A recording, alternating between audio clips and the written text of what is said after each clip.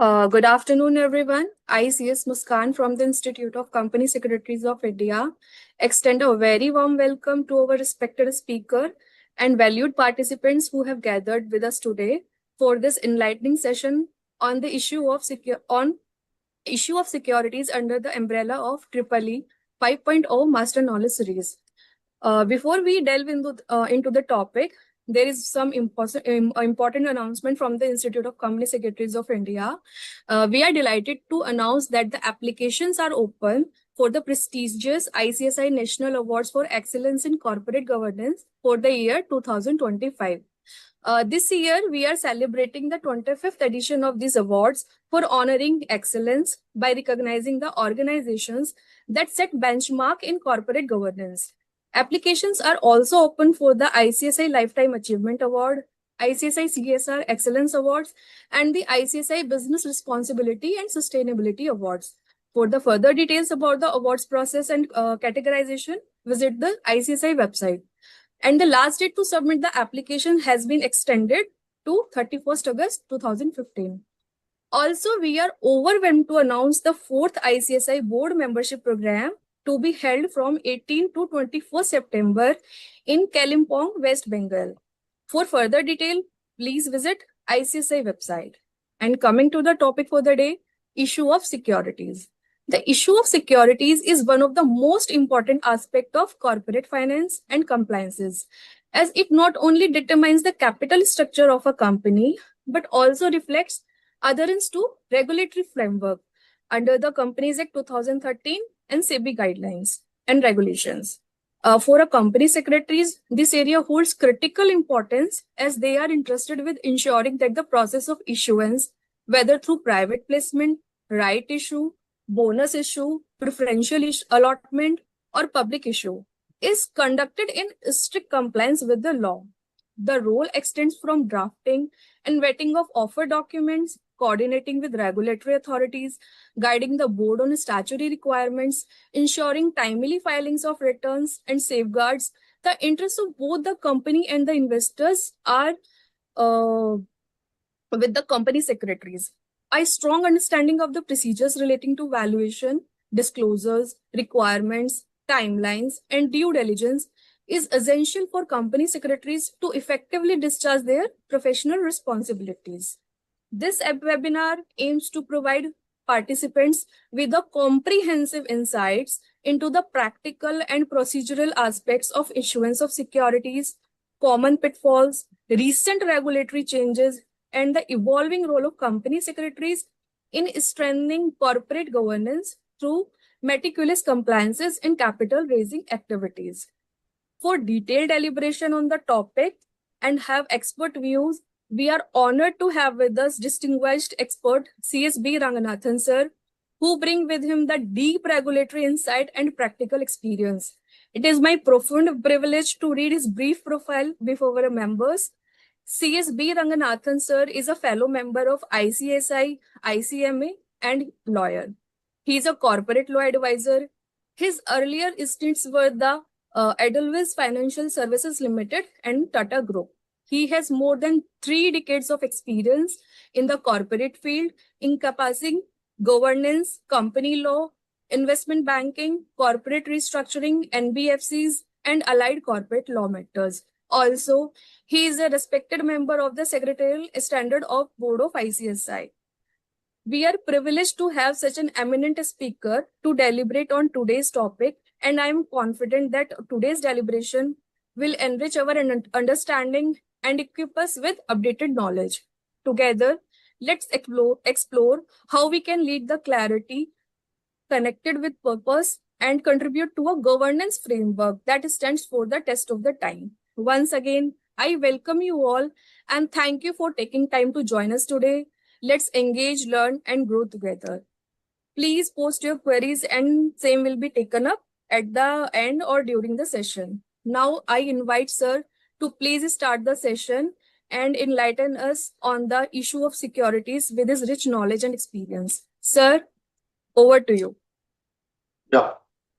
Good afternoon, friends. Good afternoon, Muskan, and thanks to the Institute for inviting me to talk on this subject. It's more of a discussion rather than a lecture. So, friends, of late, let me start on a very positive note in the sense, no doubt, in the last few years, the markets have been witnessing a lot of companies that are coming and hitting the market, right, through listing processes.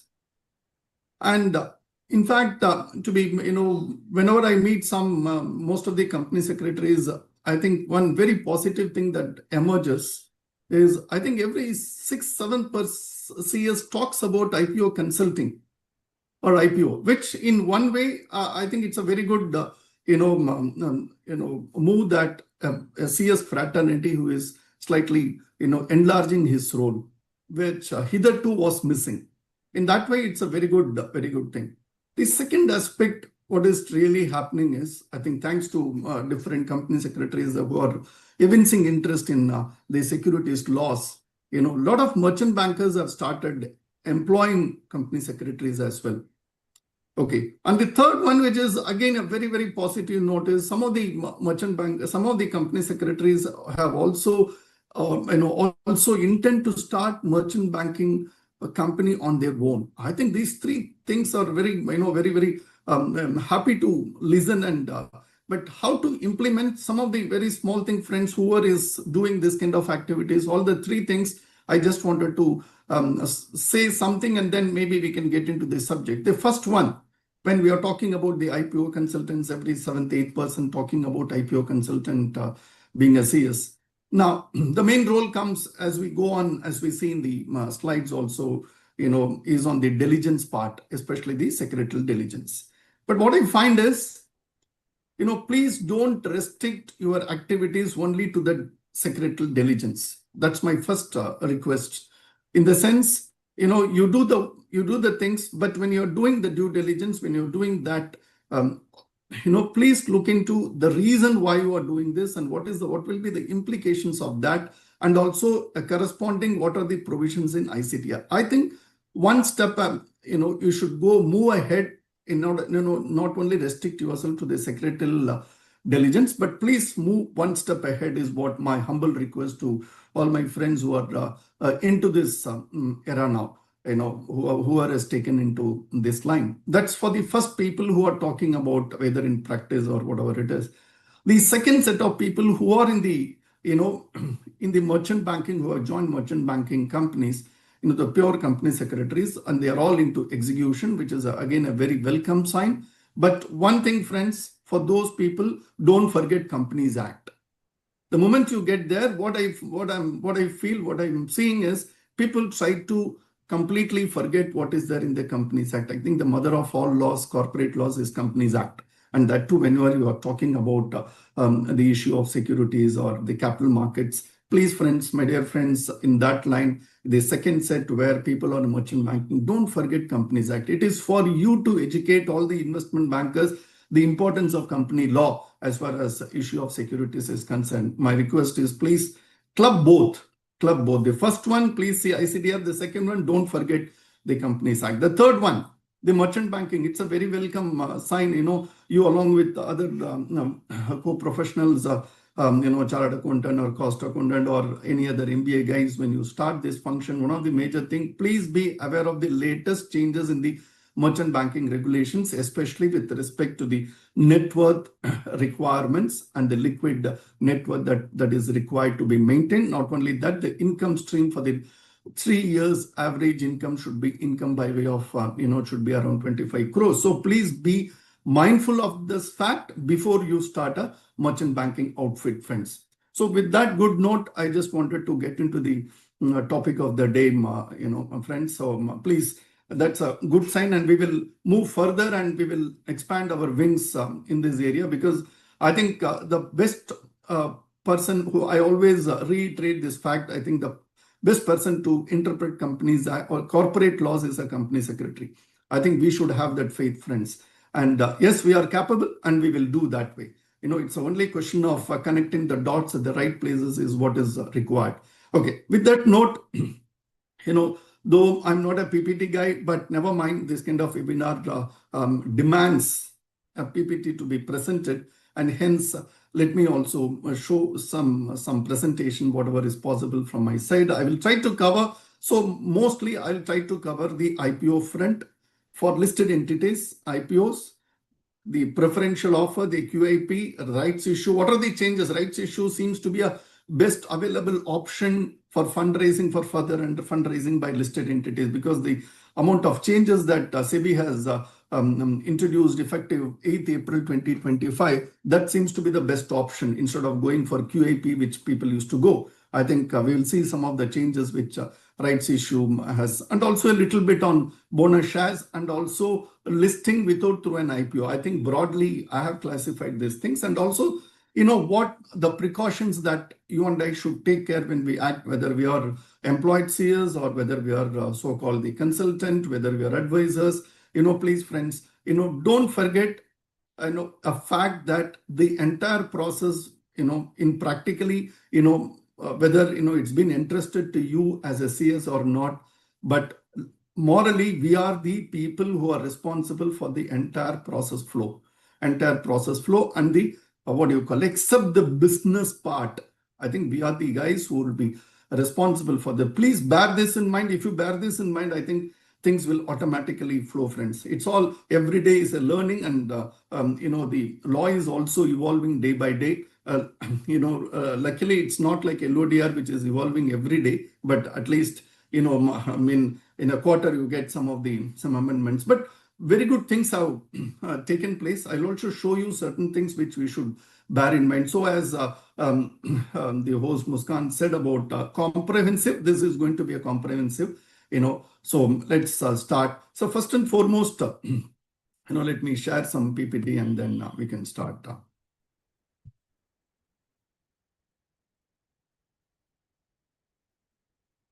Yeah, this visible?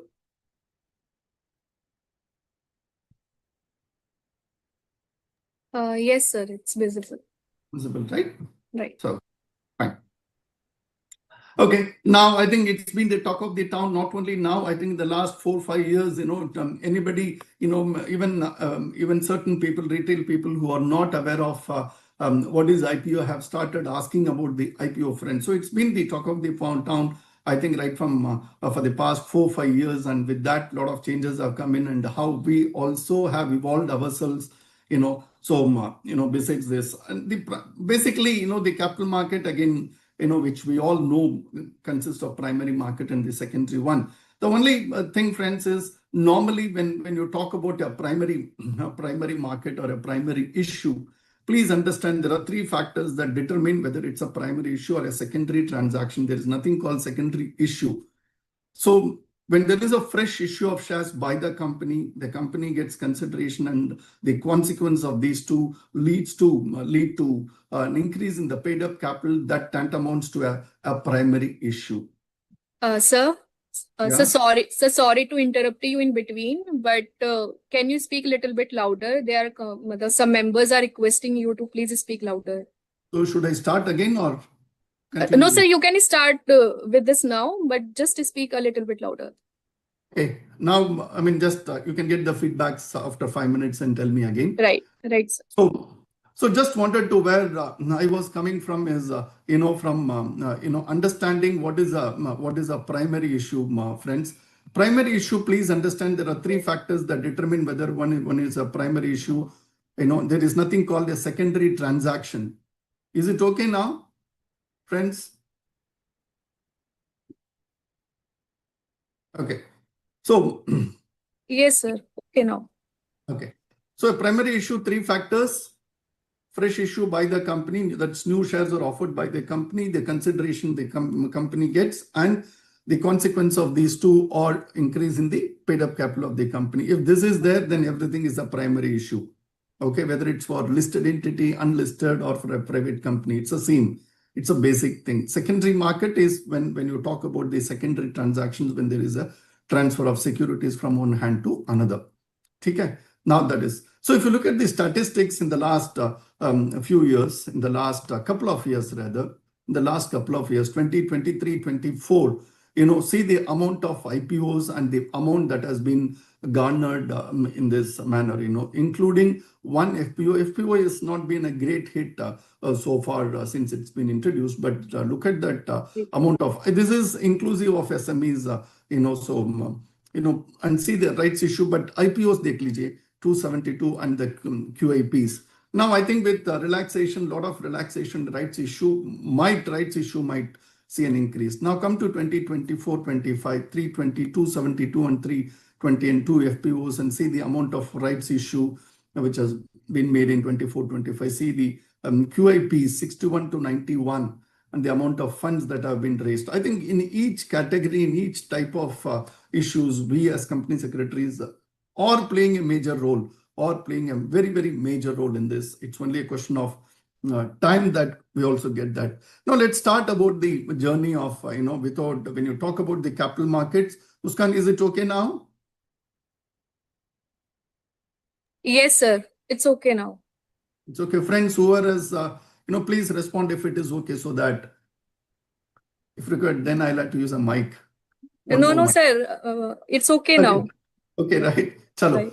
So let's, any capital market, when you talk about any kind of capital markets, I think we should also understand the, one of the major thing is that I always feel, when you look at certain types of events like an IPO or a M&A, or how the NBFCs have come into being, there is a lot of history that goes behind it. I think each one of us should be aware of that.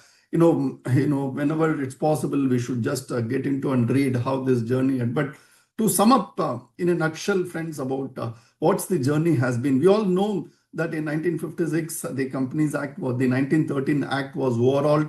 But besides that, simultaneously, the SCRA was also introduced. I mean, the regulators felt that there should be a separate legislation or a separate act to govern the issue of securities and administer the securities. Hence, the SCRA was put in place along with its rules in 1957. Now, that's one part of the story. And then whether companies have started getting listed, the answer, it all started only in the late 1970 and 1980s. Now, why 70s is important to when you talk about an Indian capital market journey is, there is a concept called FERA dilution. FERA, because before FEMA it was FERA, right? So 1977, the Janata government for the first time when it came to power introduced a concept called FERA dilution. In the sense, all the MNCs which were having wholly owned subsidiaries in India were asked to either limit themselves to 51 or 40%, depending on which category they fell in, and then the remaining entire thing had to be offered to the Indians. So that was the first trigger for the real listing, or a lot of companies that were coming out with, that started coming out. Now, where will these companies go and offload? It's only through an so-called the OFS, which we are all familiar now. So it was the late 1970s, thanks to the FERA dilution concept, many MNCs had to dilute their stake and give it to the Indians or wind up. And that's why some of the MNCs went back, like IBM and all went, and they closed down the business, they closed down the company and went away. But there were other things, other companies which stayed back. And so FERA dilution is the first trigger for the IPO. The second one, 1980, belongs to only one man whom we all know, whom it belongs to. Thanks to him, we are talking about different instruments today, but it was in 1980s itself that one man had already shown the corporate world what are those instruments and how it should be. I think the 1980 belongs to one man, and thanks to him, and today we are today also we are talking about the journey will go on. But at that point, the only thing that came into being was the entire process. Forget the process. Even the pricing was determined by a government official called Controller of Capital Issues. So based on certain formula, based on certain things, because they were controlling, hence it was a very controlled regime. But friends, whoever is into valuation, the CCA formula is a very conservative formula, which for until a few years back, it was also, the FEMA was also looking at that formula for valuation. So as a valuation expert, you can still consider the CCA formula to arrive at a, whether you have been, whether the other models that you would have used, whether it is in, sync with the CCA formula. So the controller of capital issues were running the show. He was fixing the price beyond which you could not have offered the shares, and the process was also very rigid. And hence, thanks to the LPG that came in 1991 after the liberalization of all the things, and you had the SEBI Act, which came into being, a separate what do you call, a body was formed, which is SEBI, which came in 1992 through initially through an ordinance and then through an act from April 1992. That's the first thing. And SEBI Act came. SEBI Act 1992 till 2000. How was it driven? The entire IPO journey kick-started only from 1992, and typical of India, it had initially a lot of companies coming to the fray, but later on it faded. Again, it was all driven by, there were some 22 circulars of SEBI. The issue process, whether you talk about an IPO or a rights issue or maybe I don't remember whether bonus issue was covered, but the rights issue and the preferential QAP was not there at that point in time. The preferential offer, everything was governed by those two circulars of SEBI. Now, that is first phase of after SEBI came into being, how the IPOs came in. And because after 1995-96, it was lull, and a lot of a lot of scams that had happened during that period, and a lot of things, and nothing had emerged. But the circulars became in the form of a guideline called Disclosure of Investor Protection Guideline. In 2000, it became a guideline for all the companies that were coming out. But what the DIP guidelines did was a very wonderful thing was came out of those DIP guidelines is first is on the classification of the investors category, as to who are the different. Today, when we know about three categories of investors, right? One is a retail, the other is the QIBs and the non-institutional investors, right? These are the three categories. It came way back immediately after and it was first tested in some of the IPOs like the Airtel, and also the most successful one was the Maruti Suzuki thing after this QIBs, and how the apportionment of the subscription should be given to. That was the first thing. Second thing which the guideline also introduced was the concept of book building.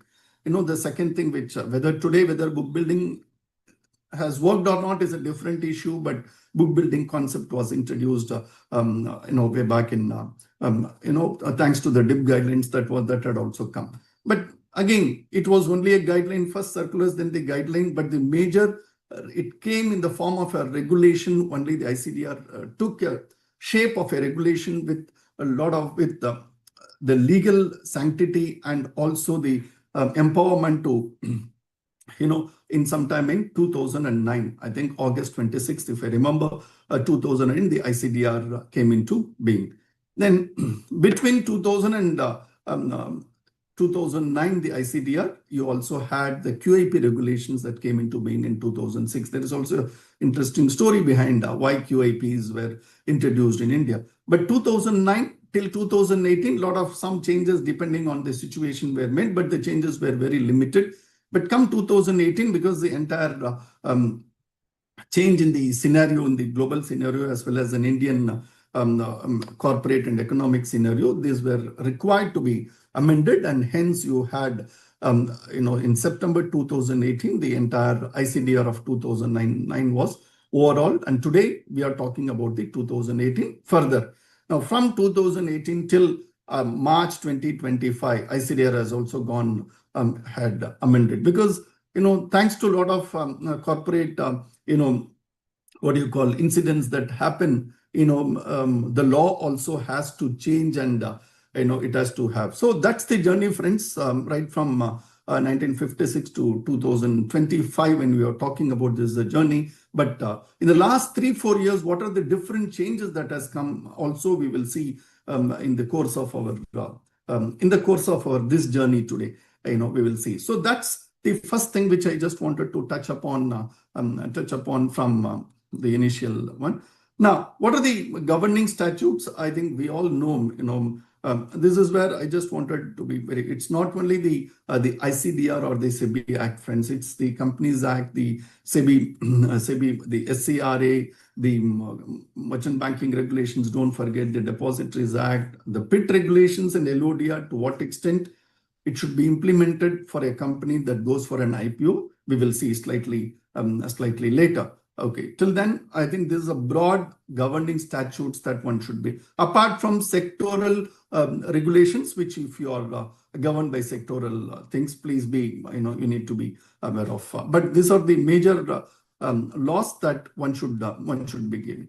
Now, always we think of, the ICDR is the, ICDR is what do you call, gives the power to, no doubt, but where is the power coming from? The entire power comes from Section 24 of the Companies Act to SEBI, friends. The 56 Act had a section called 55A, which gave powers to, there was a major amendment in 2000 to the Companies Act, wherein 55A was introduced. That's why 2000 was a very important phase when DIP guidelines came, and there was a change to the amendment to the Companies Act as well. So similarly, today, when you talk about Companies Act, it is Chapter 3 of Companies Act, which governs the entire issue process. It is divided into two parts. Part 1 talks about the IPO front. The Part 2 of Chapter 3 talks about the private placement. Okay, so the genesis for fundraising, please have, it emanates from the Companies Act, and Section 24 gives the power to the now, before that, also friends, also understand today what is happening is, today, we're all suddenly when somebody is asking about what is a listed company, our thought goes only into one, saying that whose securities are listed or specified securities are listed, etc., etc. Please, that's the reason I'm saying, emphasizing on the importance of company law as well. When you talk about, please look into Section 2, subsection 52, which talks about what is a listed company, friends. I think most of us, should, every time when you have a doubt, also look into the Companies Act. Most of the time, it will give you an answer. In sometimes when it doesn't, then you look into SCRA, and ICDR will give you a lot of. So all these three acts, major acts, will give you a lot of inputs as to. So the listed company is very well defined, and don't let us not just use those words. Let us please use those words which have been given in that section whenever we talk about a listed company. Okay. Now, Chapter 3 is divided into different sections. Let me not get into each one of them, but there are two. One is modes of issue. You have a different, through an IPO route or a rights issue, etc., etc. You have different modes that have been enshrined, and power to administer comes from IPO process. Section 25 read with, what do you call, Section 28. This is a very important thing. I will touch upon slightly later on this front, which is very, very important, friends, as a part of our due diligence. Section 25 to get read with 28 is very important for all of us. Okay, now this is, if you look at the Indian scenario, Indian IPO scenario, I think right from 2006 till today, we have a lot of, even before a company goes for shapes of, intends to go for IPO, there is a PE guy who comes into the company. He comes as a financial advisor, but also plays the role of a strategic advisor. And when a PE comes, he comes with a clear mind. He comes for a financial investment purposes. So the moment he gets his return, he is saying to say good bye-bye to that. But the role that PE has played in Indian shaping up the Indian corporates, especially bringing them up to the listing scenario, I think we all, Indian corporates owe to a lot of PEs who have helped them in their journey of not only giving them money at a correct stage, but also helping them in making strategic decisions from time to time. So entry of PEs, why I'm talking about this is, the moment he comes, he also puts in a lot of, not only money, he comes out with a lot of requirements. For example, the board composition, how it should be. What are the ways in which you should maintain the records?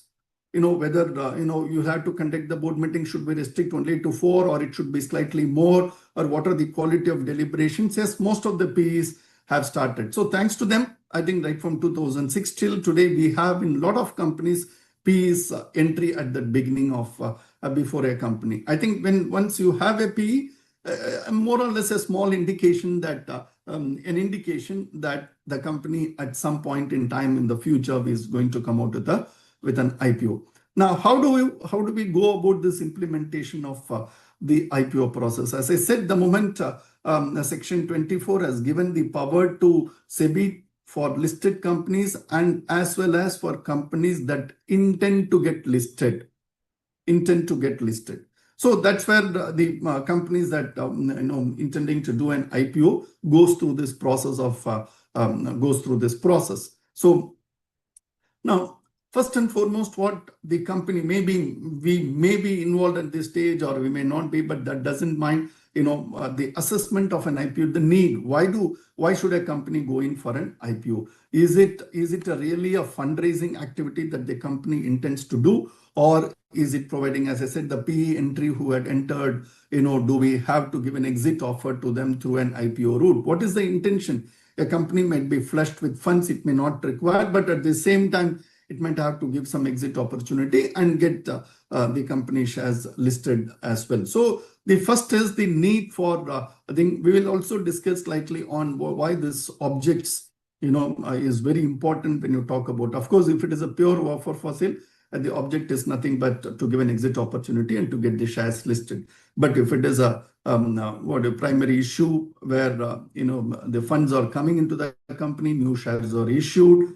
a lot of other things as well. So we need to be mindful of that fact as well.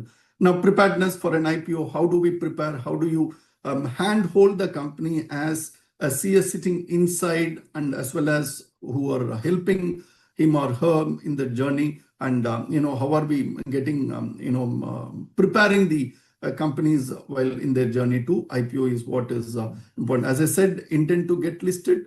The PIT regulations uses the word proposed to be listed. So the thing is, even PIT regulations talks about applicability of those regulations for a company that has filed a draft offer document. It kickstarts from that time.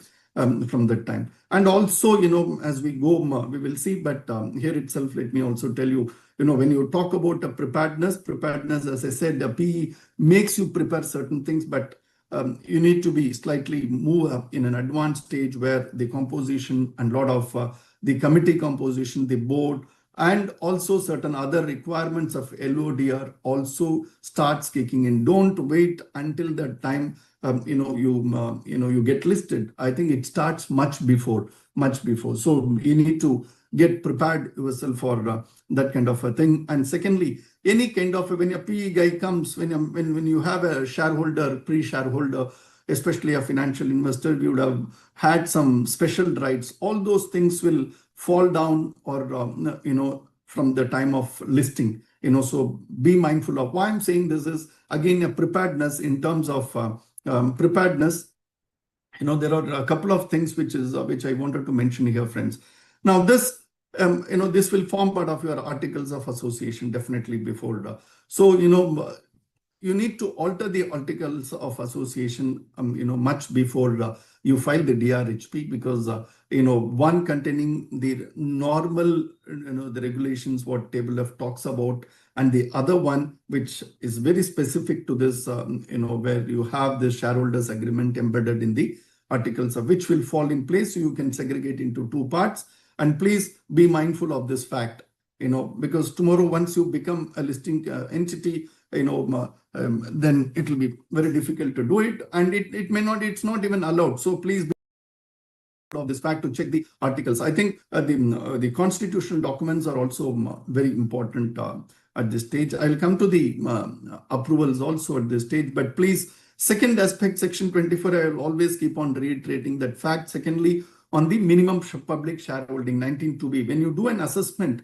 what is the amount of dilution that is going to happen post the public issue, post the IPO is what you need to do, and whether it is coming under the 25% or it falls between 25 and a 10% limit. 19(2)(b), if you go and see, there are 4 slabs. Where do you fall under that? Is also one assessment that one needs to make at this stage. And each and every stage we guys we guys should be involved. And there is also something called controls. Controls, though may not be really applicable in an IPO situation, but yes, to some extent, this is also an important aspect. So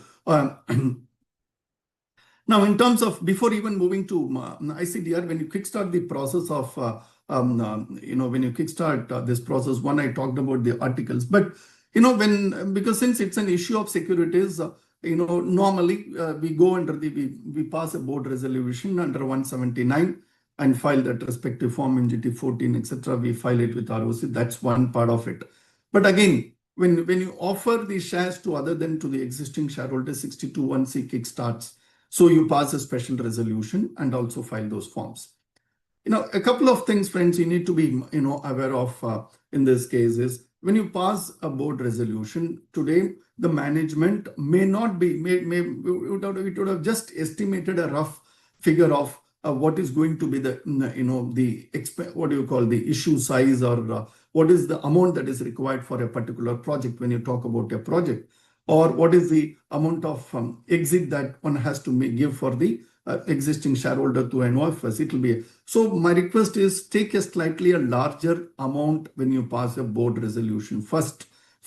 Secondly, the second question that comes up here is, in case of an offer for sale. Now, this is a very important thing which recently I observed. If it's a pure offer for sale, friends, it's a secondary transaction. The company is not raising any money, and hence, the secondary transaction doesn't require, it is a simple transfer, and hence it doesn't require any, typically speaking, any approval or filing of any forms. But the catch here is when you have to file the RHP and the prospectus through GNL2, it doesn't accept because it asks for SRN of the original MGT 14 file for issue of securities. Now, if it is a primary issue, fine, I would link it to that. But if it is a purely an OFS, how do you do it? Hence, though it is not required, but when the board decides to go for an IPO, you can take that aspect as an, because what happens if it is a pure offer for sale, there are only selling shareholders and the public, the shares are getting transferred. But don't forget, it is the company which is the confirming party. It's a company shares that are going to get listed. That's why Section 28 comes into being.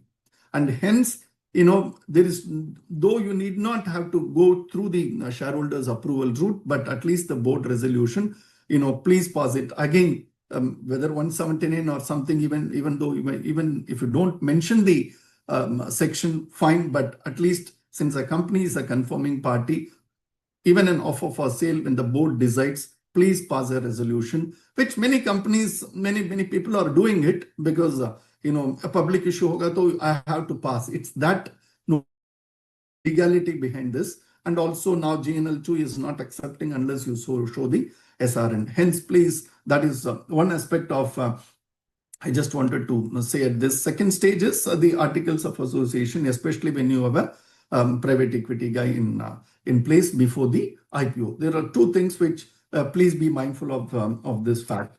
Section 25, 28, let me come slightly later, friends. Now, ICDR. Now, as I said, Companies Act coupled with ICDR is, now ICDR has got so many definitions, so many definitions. But what are the very key definitions that you and I should remember? Again, when I talk about we as company secretaries who are running the project, whether you're inside or maybe as a consultant, and especially people who are in merchant banker, CS, who are in merchant banking companies, please, for you, it's the entire ICDR you should read along with the Companies Act.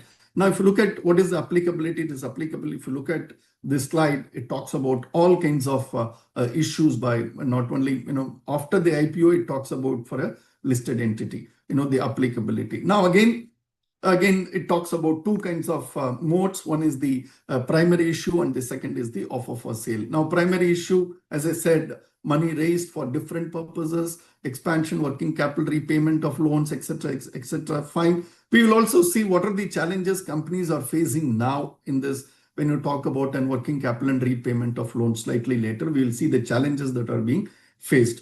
And As I said, 62(1)(c), that's also an important thing that you need to do it. And then the offer for sale. We just spoke on offer for sale when the existing shareholders want to take an exit from the things. And that's what is an initial public offer is very well defined in ICDR, and it includes an offer for sale for securities, specific securities. Okay, so that is. Now, what are the instruments that you can offer under? What are the instruments that you can offer? There are three different types of, broadly, there are three different types of instruments. One, the equity, we all know the convertibles and also the warrants that could be issued. And, when you look at ICDR, friends, you will also get certain type of, indication as to normally we have this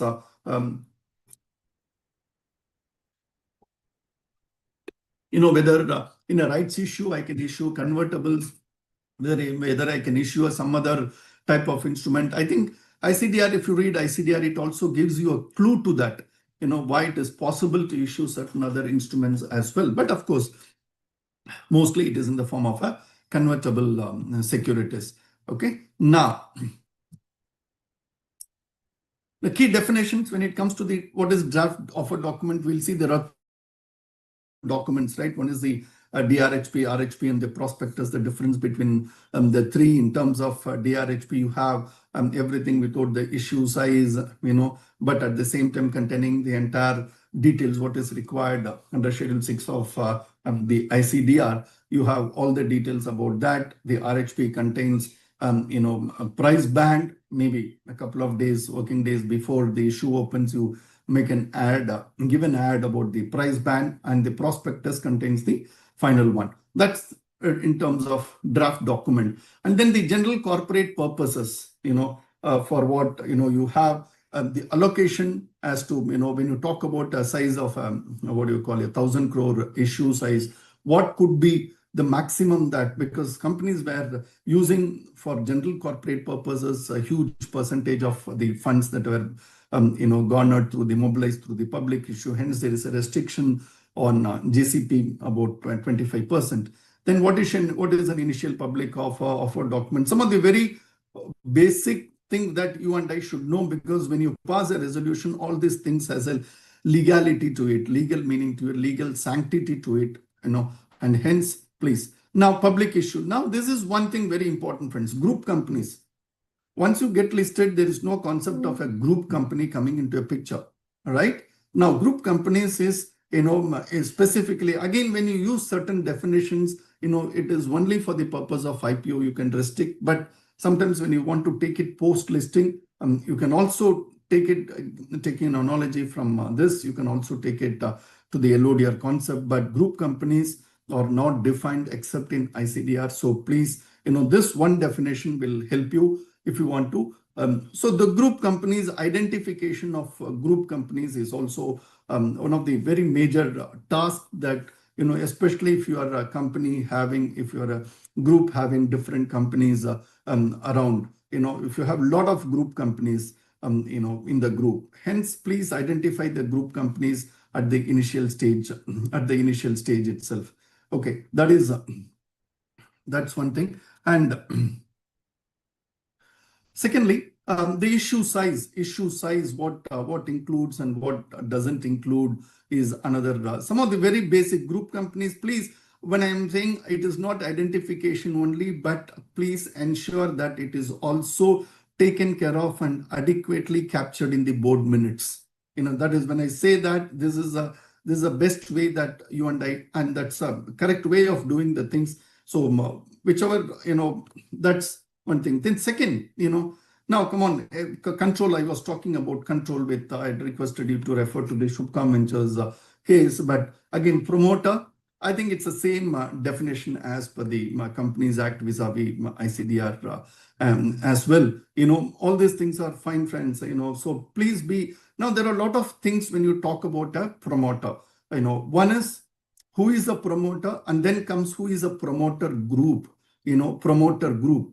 Now, again, promoter group. If you look at LODR, it also asks you to refer to what do you call the ICDR. Now, if you look at the takeover code, when you talk about promoters and promoter group, it again refers to ICDR. So that's the reason I'm saying once you are a listed company, takeover code also might kick in, or at least the disclosures. So please be aware of this definition is also a very important thing.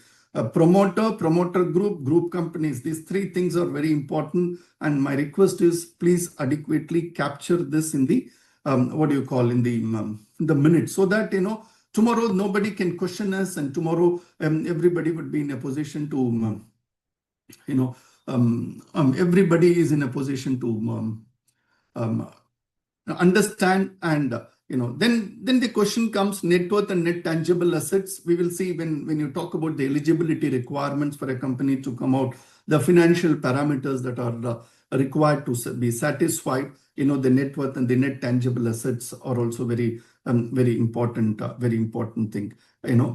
Okay, now we have three major players: the issuer, of course, the intermediaries, and of course the investors. I think that's the thing, right? The issuer and the investors, and there are some intermediaries who are coming in between and helping the entire the process flow, so that there is a seamless transition and seamless things that are carried out. So there are a couple of things. One is the general eligibility conditions. Why I'm emphasizing, friends, you might have the need, the management will say, but background में ये भी check कर लेना पूरा. These are all very important things that is very important for us to guide the, I think, guide the board or guide the management, saying that, while we can go ahead, but these are all some of the things that we should be mindful of.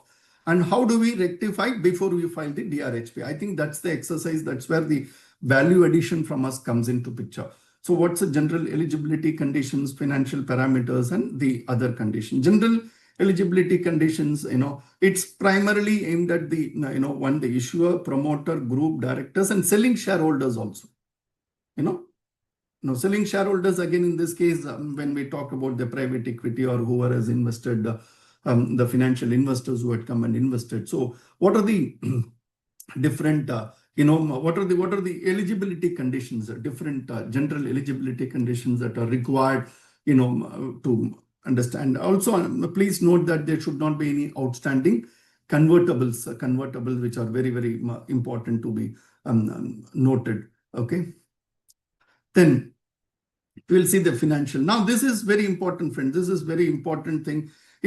Let's not take very lightly that all these things have to be seen only by the merchant bankers and the law firms that come into. Please, friends, it is we who guys have to. That is where my request is, whenever possible, please get into this act and see whether we are actually doing the things in the right manner that is required. Now it talks about net tangible assets, average operating profit on a consolidated basis, and everything. I think considering the today's scenario, this 315 crores looks very, very small, but I think SMEs also have to comply with this, and hence maybe this is kept at that stage.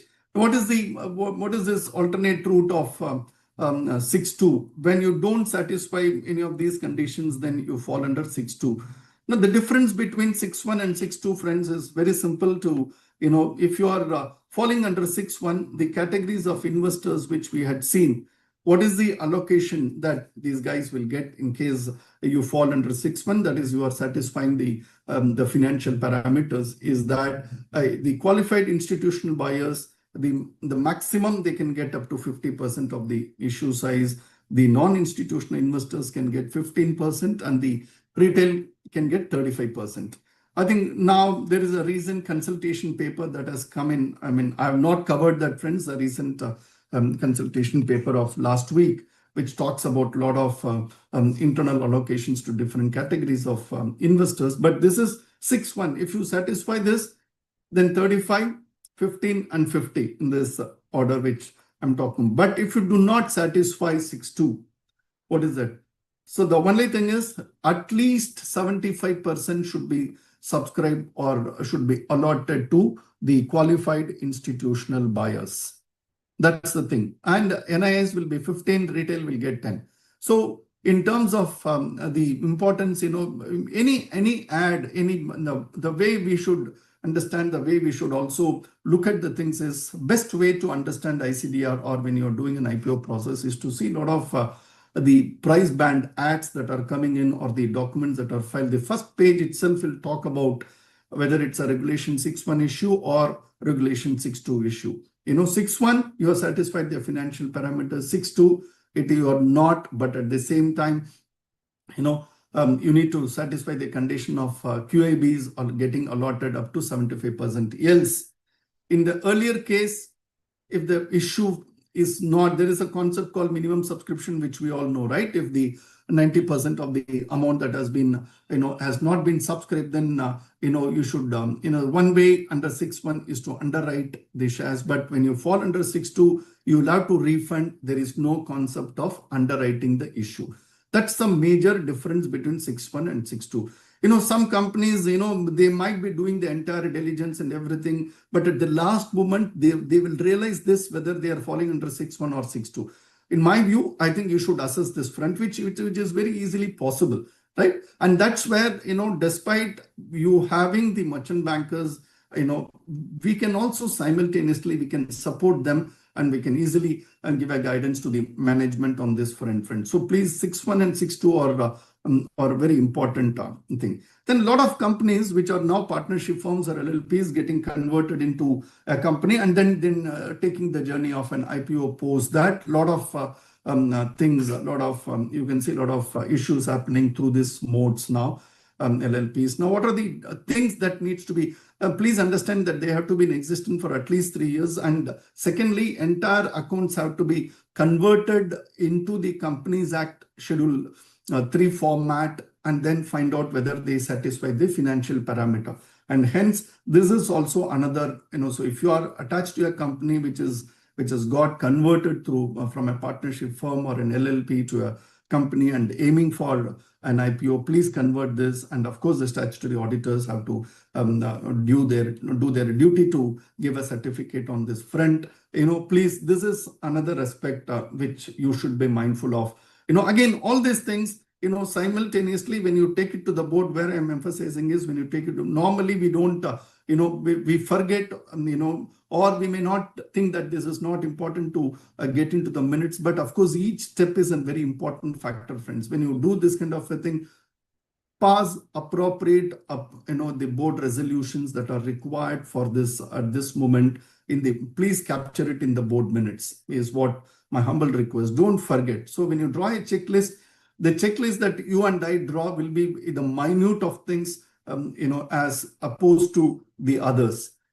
Please be mindful of this as well. So again, for example, if you are a company that has got an undertaking that got demerged and that company wants to come out with an IPO, again, the same thing has to follow. Drop the accounts. When you talk an undertaking, it means that an undertaking is capable of generating income of its own and as well as possessing assets and also owing lab debts. And hence, it's an undertaking. If you are able to drop financial statements for a particular business unit, that also tantamounts to an undertaking. So when it goes away, draw it according to Schedule 3 and see whether it satisfies nothing. The additional conditions for convertible debt instruments, if whenever an IPO, you can issue convertibles as a credit rating is mandatory. Normally, if you look at a convertible debt instrument, normally will not carry a credit rating, but this is mandatory when you talk about this. Also, be mindful, though I have captured here, it should come slightly later. But when you file DRHP and before listing, if you want to raise in between what you call as a pre-placement, it's called the pre-placement of shares. When you do that, ensure adequate disclosures are made in the DRHP. Else you can't do it, friends. Else you can't do it. Again, you need to give. So that's why when you pass a board resolution initially, you would have taken a larger sum. That's only for IPO. Now today, what happens when you do a pre-IPO placement between DRHP and the listing? The amount of what you would have already passed gets reduced to that extent. Secondly, a private placement requires you to possess a different resolution because you need to know identify the prospective allottees, right? So you cannot don't club both the things. I mean, sometimes it happens that, unless otherwise, because there are two stages, normally pre-IPO placement refers to the filing of DRHP, the time period between filing of DRHP and the listing. But even before DRHP, there may be a lot of private placement rounds that are happening, but that's outside the purview of the ICDR. That you do it in a normal way. So please be mindful of this as well. Then apart from ICDR, even the exchanges are fixed, have got their own limits, have got their own limits. So accordingly, look into the BSE and NSE websites for determining what are all the requirements, that especially the financial requirements that are required, and then be satisfied, and then go ahead with that. Now, role of CS.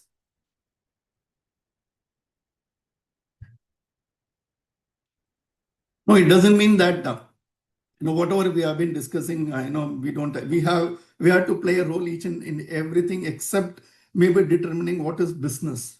Else I think we have to run the entire process, friends. I know. Now, what's the role of a CS? I mean, I would say the entire show, but diligence, the role that he comes into being. Now, the promoter group companies is one thing which always keep this in mind, friends. And KMPs, SMPs, either we will keep on changing it, but ensure that the promoter group and group companies are defined upfront very clearly. That's and as I said, please take it to the board minutes and capture it. Just don't leave it like that. So please take it to the board minutes. That's one thing. Now, when you talk about promoter group companies, maybe there's the latest case. I don't know how many of us would have seen this. A settlement amount that came. This order came sometime in February 2025. If you look at Paytm came out with an issue in 2022, right? Feb 2022. And what's been the conclusion of the findings? Forget about the last one. If you read, date of the prospectus, because DRHP, RHP, and prospectus have to be signed by all the directors and the CFO, friends. So please, so when you look at this, sign the offer document containing incorrect statement and incomplete disclosures with respect to, now find out, company being this in the SEBI they have gone ahead and, professionally having no identifiable promoter, whereas company is having a promoter in the form of in his name. So this is a major thing, right? This is where that one should be careful about. That's what my request is always when you identify a promoter. It is always, okay. I'll also take this opportunity to tell you something else which is very important from a promoter point of view, friends.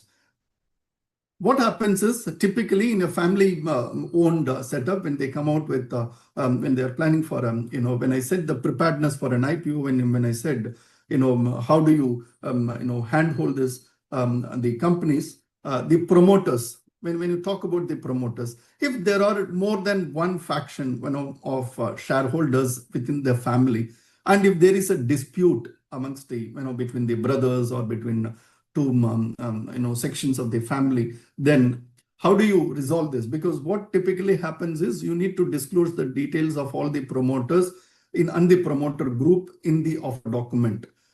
So one section of the promoter, he says that though I may be named, I'm not going to give any details in the document. Now, this is a very peculiar situation some of the companies face. And what are the ways out, and how does the regulator look into such kind of a scenario? There are only 2-3 ways in which. First and foremost is when you feel that the other faction is not going to cooperate in this entire thing, they are not going to sign any document which was required to be signed by them, they are not going to cooperate. The best way is to take an exemption from SEBI on this front. That's the first thing that one should aim for, the exemption that is that is allowed, the exemption that is first is exemption. Secondly, a lot of, everything will get into the document. Of course, everything will get into the document. Second thing is,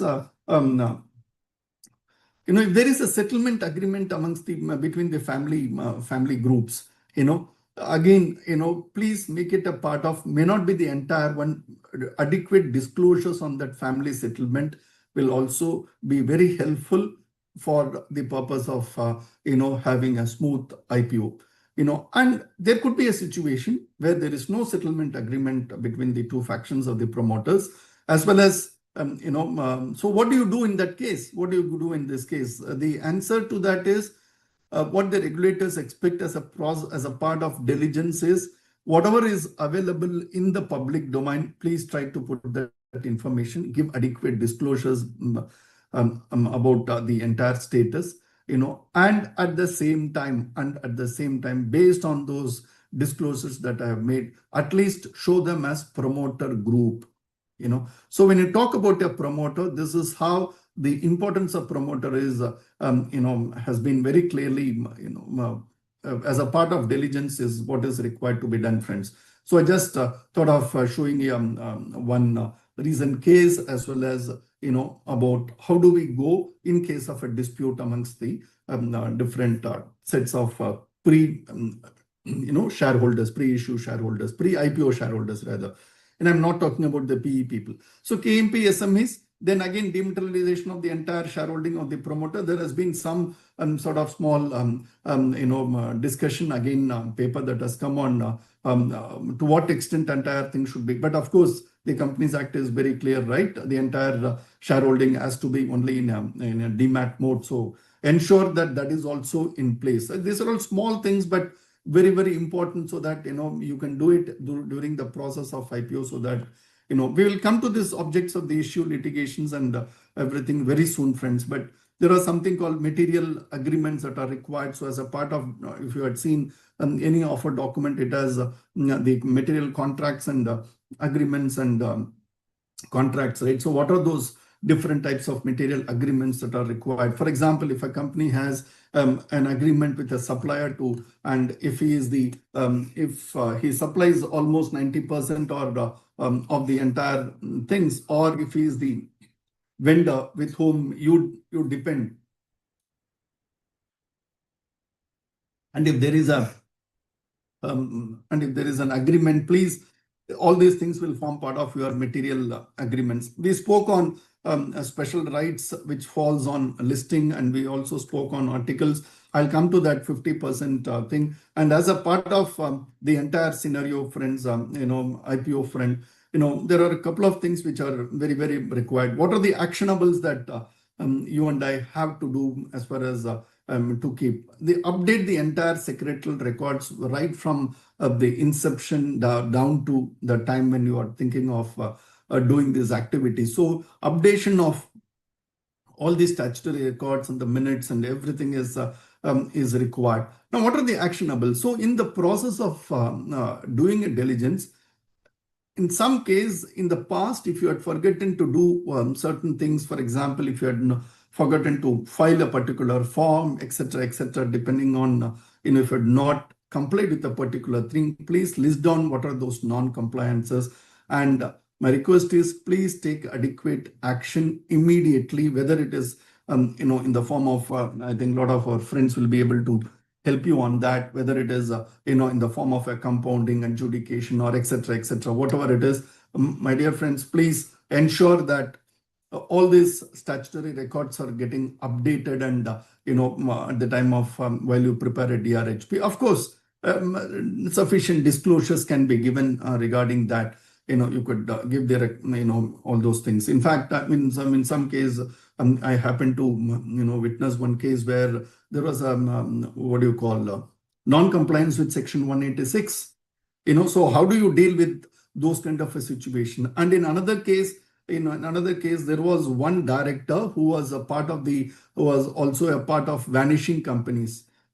So this is a very important, because even a director may or may not give in his declarations. But at the same time, we should go slightly one step, extra mile if possible, and then dig out all this information that is required. So that's actionables is something which the regulators expect, both the exchanges and SEBI expect to come to them with whatever the actions that we have taken, of course, making adequate disclosures.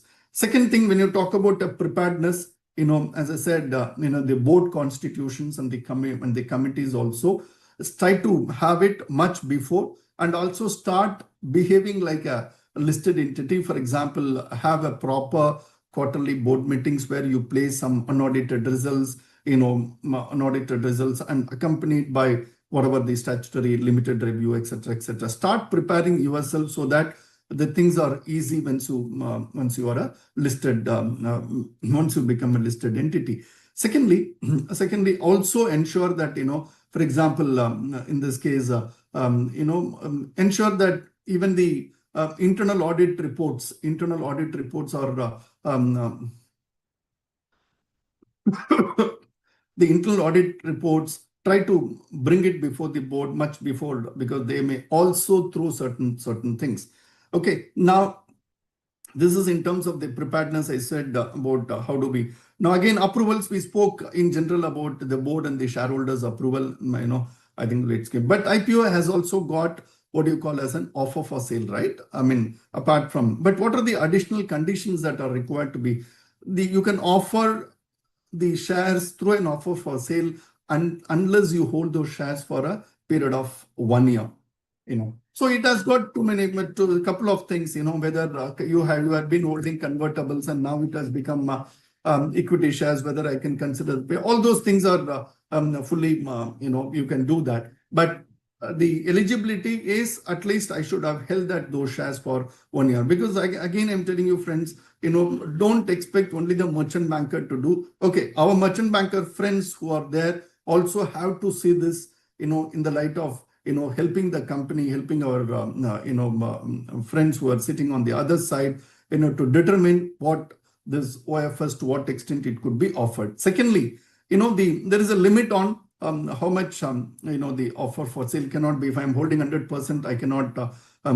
So there is a limit of how much that could be offered in an offer for sale. If I'm holding more than 20%, what is that? And if I'm holding less, then that's the limits that have been captured in the ICDR, set in the ICDR. So accordingly, so an OFS has additional conditions than a primary, when it is purely a primary issue.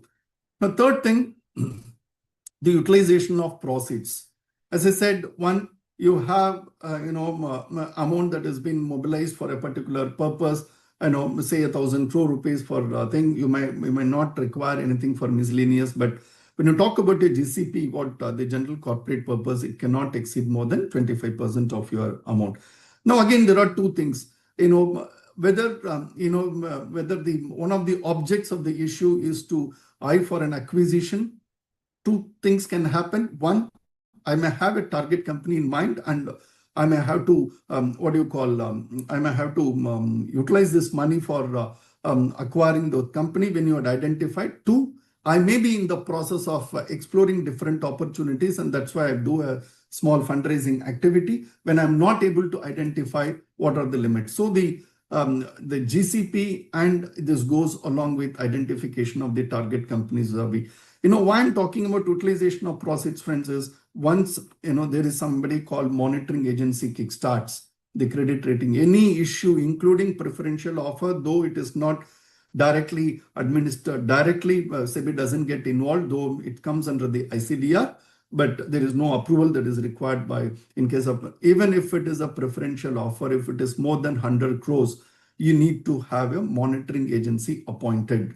The credit rating agencies or the monitoring agencies, and post listing, they have to submit a report to the board of directors, and which gets published also, as a part of your LODR also, it gets published. So you be mindful of this utilization proceeds. We will also see why that is important. Secondly, anything, whether there could be some kind of transactions in between can happen between the pre-shareholders and the promoters, any kind of a thing, please report within 24 hours, to SEBI and to the exchanges, keep them informed about this. And if there is a pre-IPO placement, as I said, if the pre-IPO placement that happens between the filing of DRHP and what do you call the listing, please inform about the transaction so that everything is getting captured at one place. Now, promoters' contribution. This is also slightly an important thing, friends. Promoters' contribution, how much it should be, we all know it's a 20%, but sometimes it so happens. See, this is the change that has come. I think 22 or 21, this has come, where, who would fill up that gap? It's basically these people can fill up those guys and also this gap, and also, to an extent of, the existing shareholders who are holding more than 10%, or they can also come and pitch in. So the minimum promoters contribution is also required to be captured. This I'm not touching because as CS, you should also know what are the different things that could be considered and what should not be considered as a part of promoters contribution is also very. Now, lock-in of shares post-listing. The lock-in of shares, again, it has two broad things. One, are you raising money for the capital expenditure or not?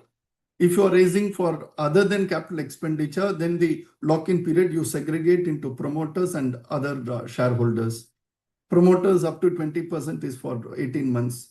The balance is for 6 months. For example, if I'm a promoter and holding 47%, 20 will be for 18 months and 27 will be allowed after 6 months. So similarly, for other shareholders, it is only 6 months. Whereas initially it was, earlier it was 3 years and 1 year. Now it has been reduced to, this came sometime in, if I remember, July 2021, August 2021, this had come in August 2021, this amendment. So again, lock-in of promoter shares is also very crucial because you'll have to give a certificate. The CS signs, the company secretary signs the certificates when you file it with the exchanges. It is not the merchant bankers who will come and give you the certificate. It is we who guys have to sign this. So please ensure that this is also in place. So whatever we are discussing, whatever, it's all, while easily you can, looks very easy, but when you sit and do it, that's why, friends, when you know that your company is going for an IPO, please sit and chart out minute of details that are required, divide them into different chapters, and then accordingly start acting on that. Now, we are talking about all these things, and there is one main intermediary who comes into being, which is nothing but the merchant banker who comes into being. Again, the merchant bankers have been interested with this task of doing a proper disclosure. It's not only the company, for anything which is not being given properly, even the merchant bankers are hauled up. Even they owe a duty to both to the investors and to the regulator, because that's why they are an intermediary facilitating this entire smooth transition of the IPO journey. So, they are supposed to give some due diligence certificates, and also they have to maintain for a period of. So they are slightly governed under the merchant banking regulations as well, because merchant banking regulations require them to do certain type of things. Due diligence, independent judgment, proper. It looks like the duties of directors which have been enshrined in 166 slide. It looks like that. Yes, they have to exercise far more caution. I'll just tell you a simple example for a merchant banker. If there is a factory visit, if there is a visit by a merchant banker to a particular, to a company, to the issuer company, he is supposed to capture, a picture of his visit, along with the company board and the officials, and keep as a backup record. That's the thing.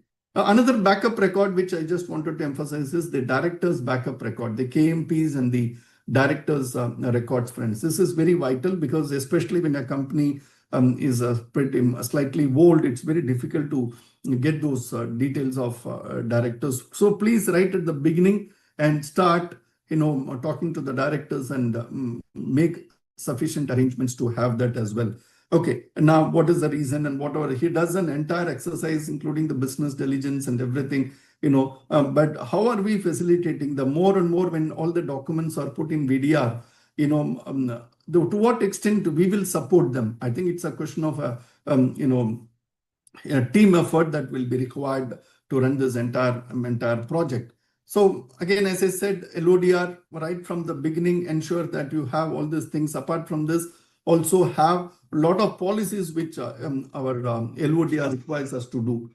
So formulate all those, frame all those policies upfront, so that everything will be in picture. On the date of listing, we will be fully compliant with the listing regulations as well. Okay. Now, what are the different documents which we saw?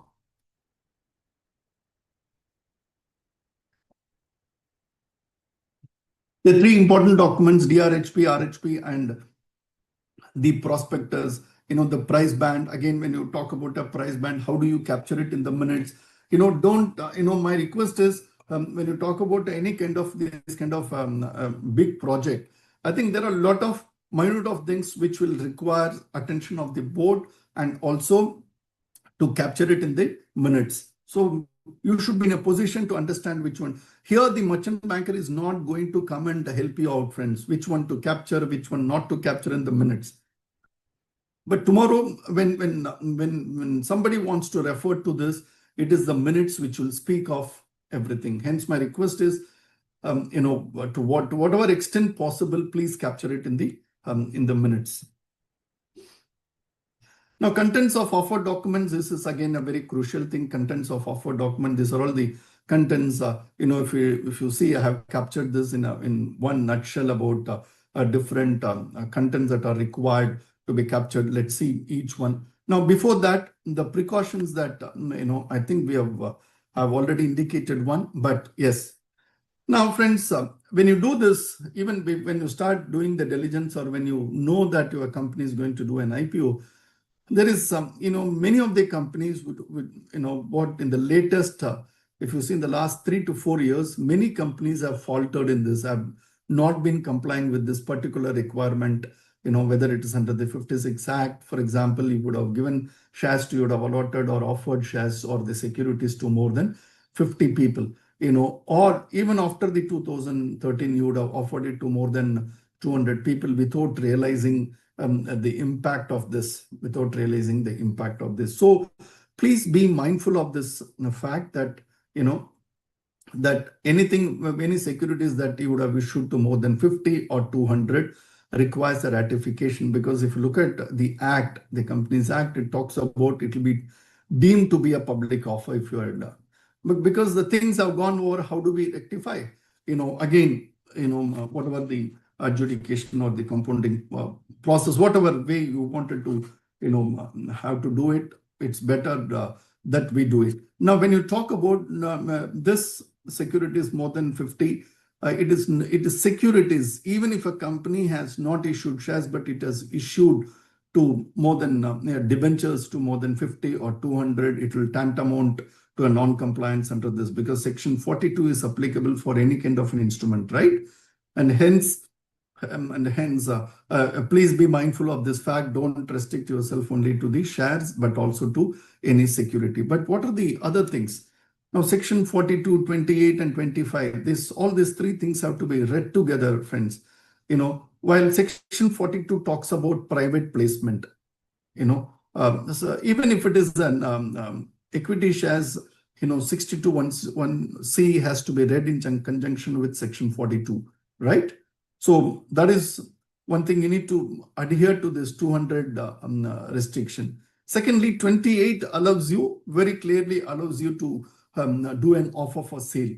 And there is something called Section 25. Many of us might miss to read this section, which all talks about any offering that you make, and if it is getting sold, in the sense if there is a secondary transaction that happens within a period of 6 months from the time you had made this initial private placement, that might also tantamount to a deemed public offer, deemed public issue, or deemed public issue. So you be mindful of this fact when you check the records, right from inception till today. When you check the records, please ensure the number of allottees, at least the number of allottees have not gone, its offerees, but allottees at least ensure that it does not cross this stage, because then that's going to be a an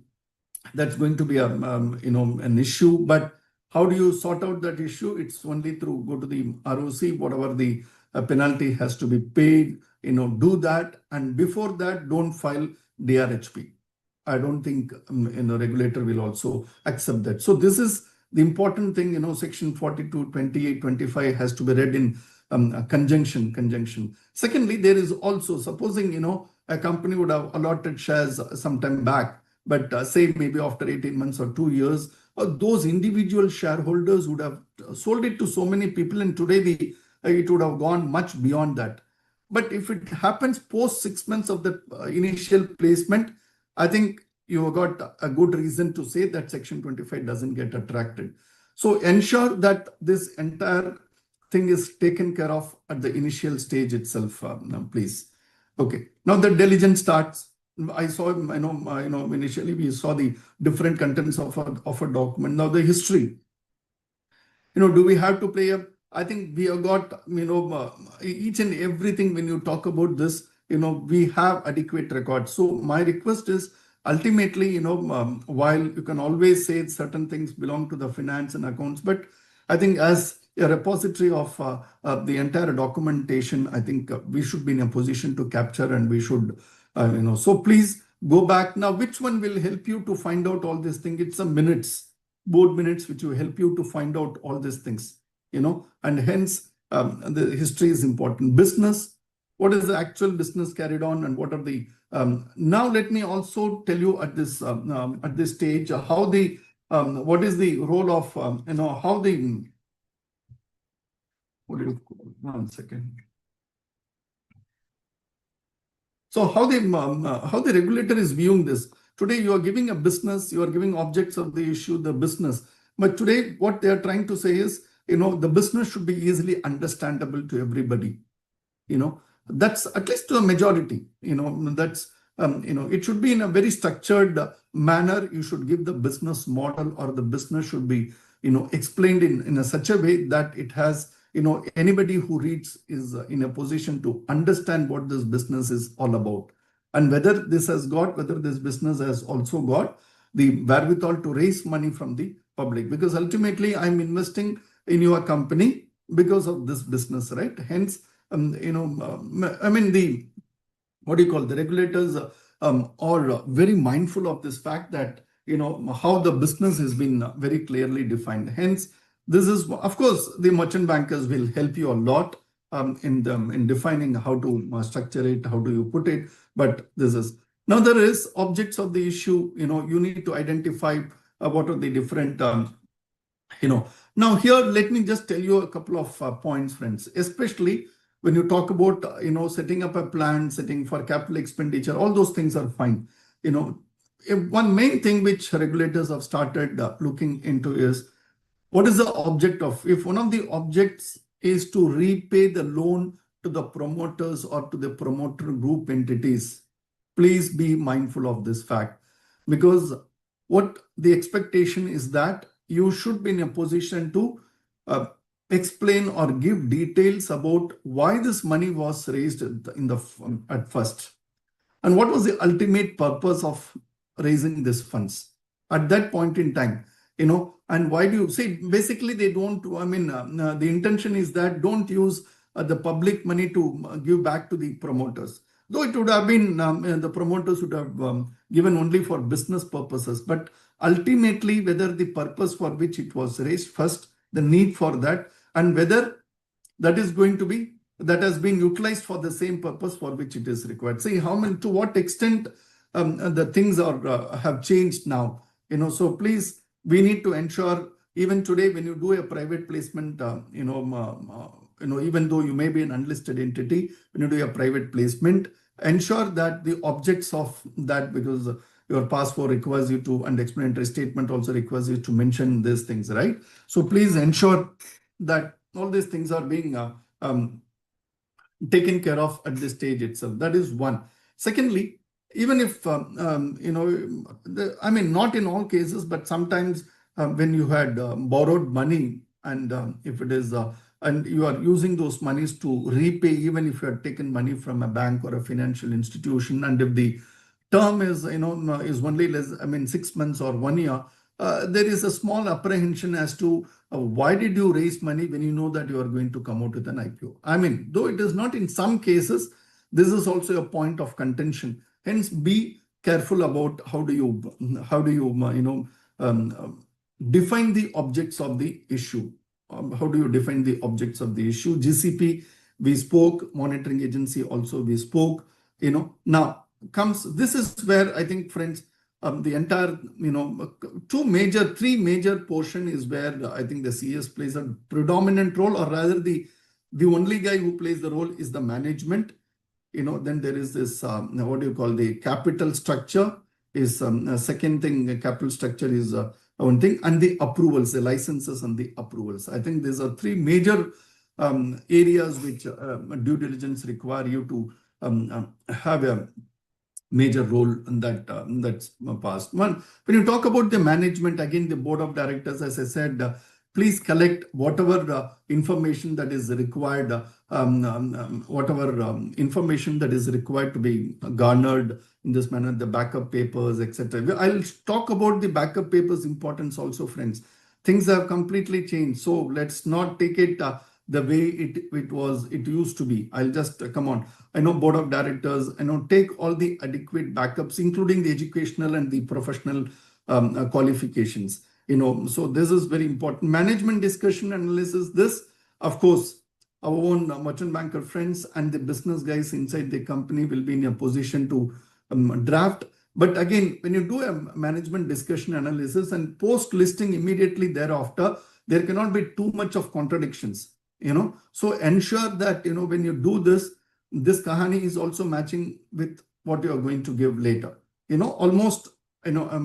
Please ensure that. Again, industry report, you will get a lot of industry reports. Based on that, you devise the management discussion analysis, and now capital built up. This is where, friends, I think a lot of us have to give focus. As I said, the entire records goes back to the incorporation stage. So right from the beginning, how did the capital inflow happen? What were the different things that had happened, and in what form those capital was built up is very, very important, along with the backup papers. It's very difficult. Sometimes I feel, since due to lack of papers, especially if it is a 30, 40-year-old company, a lot of, you may have to, cross-check with different elements, bank accounts, etc., etc. It's all very tough. But if possible, try to get the, what do you call? That's why capturing the minutes is very important. At least the board minutes you will never throw away. So it will give you a lot of great edge when you have, and a lot of base. One is, maybe you may not have filed a particular form, but the minutes and the accounts will speak of many things. Hence, this is very important. Capital built up. Don't miss out on this. Capital built up again has two elements. One, in terms of raising of funds, but there is another element also, friends. Transfer of shares, which would have happened during all this period. You need to have the number of shares, the parties to which the transfer, the details of the transferor and the transferees, the price at which it was transferred. I'll tell you the importance of pricing again. So the price at which it was issued, whether there have been any frequent transfers, and whether the transfers have been given to somebody unidentified or unknown people whom seem to be completely unrelated, but actually, in one way or other, that is because, again, the lock-in provisions and other thing to, please be mindful of that fact. So you need to have, again, our merchant banking friends, whoever is in the merchant banking, when as a merchant banker, as a KMP or a senior management of a merchant banker, you cannot hold more than 0.01% of the company shares for which you have been mandated. Please ensure that as well before you do it.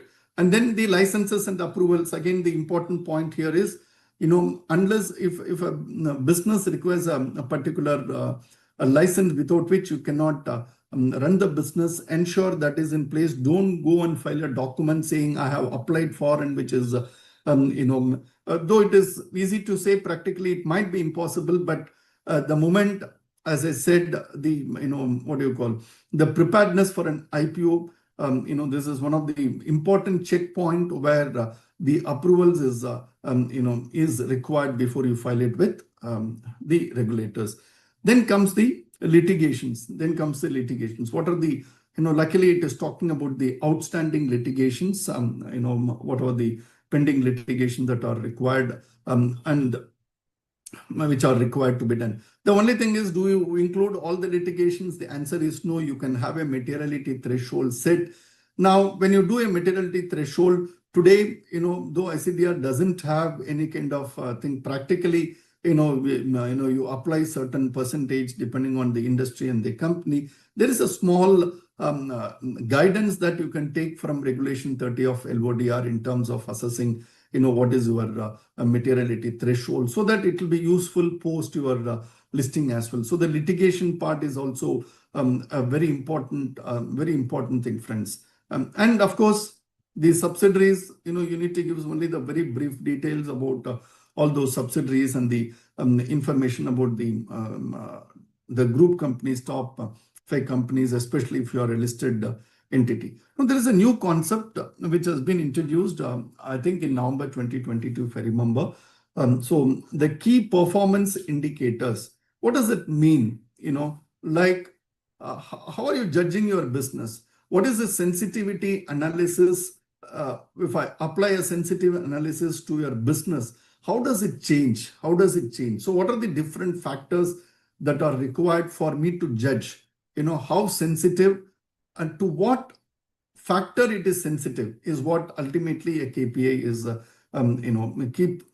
So when you draw down this, of course, you and I may not be directly involved in this, friends, but what happens is this has a very important relevance even from our point of so two things, as I said, the PE entry, you would have given a lot of, as a private equity guy, you would have given some of, most of the information you would have given to him. So here it talks about what have been disclosed at that point in time during the 3 years to those guys.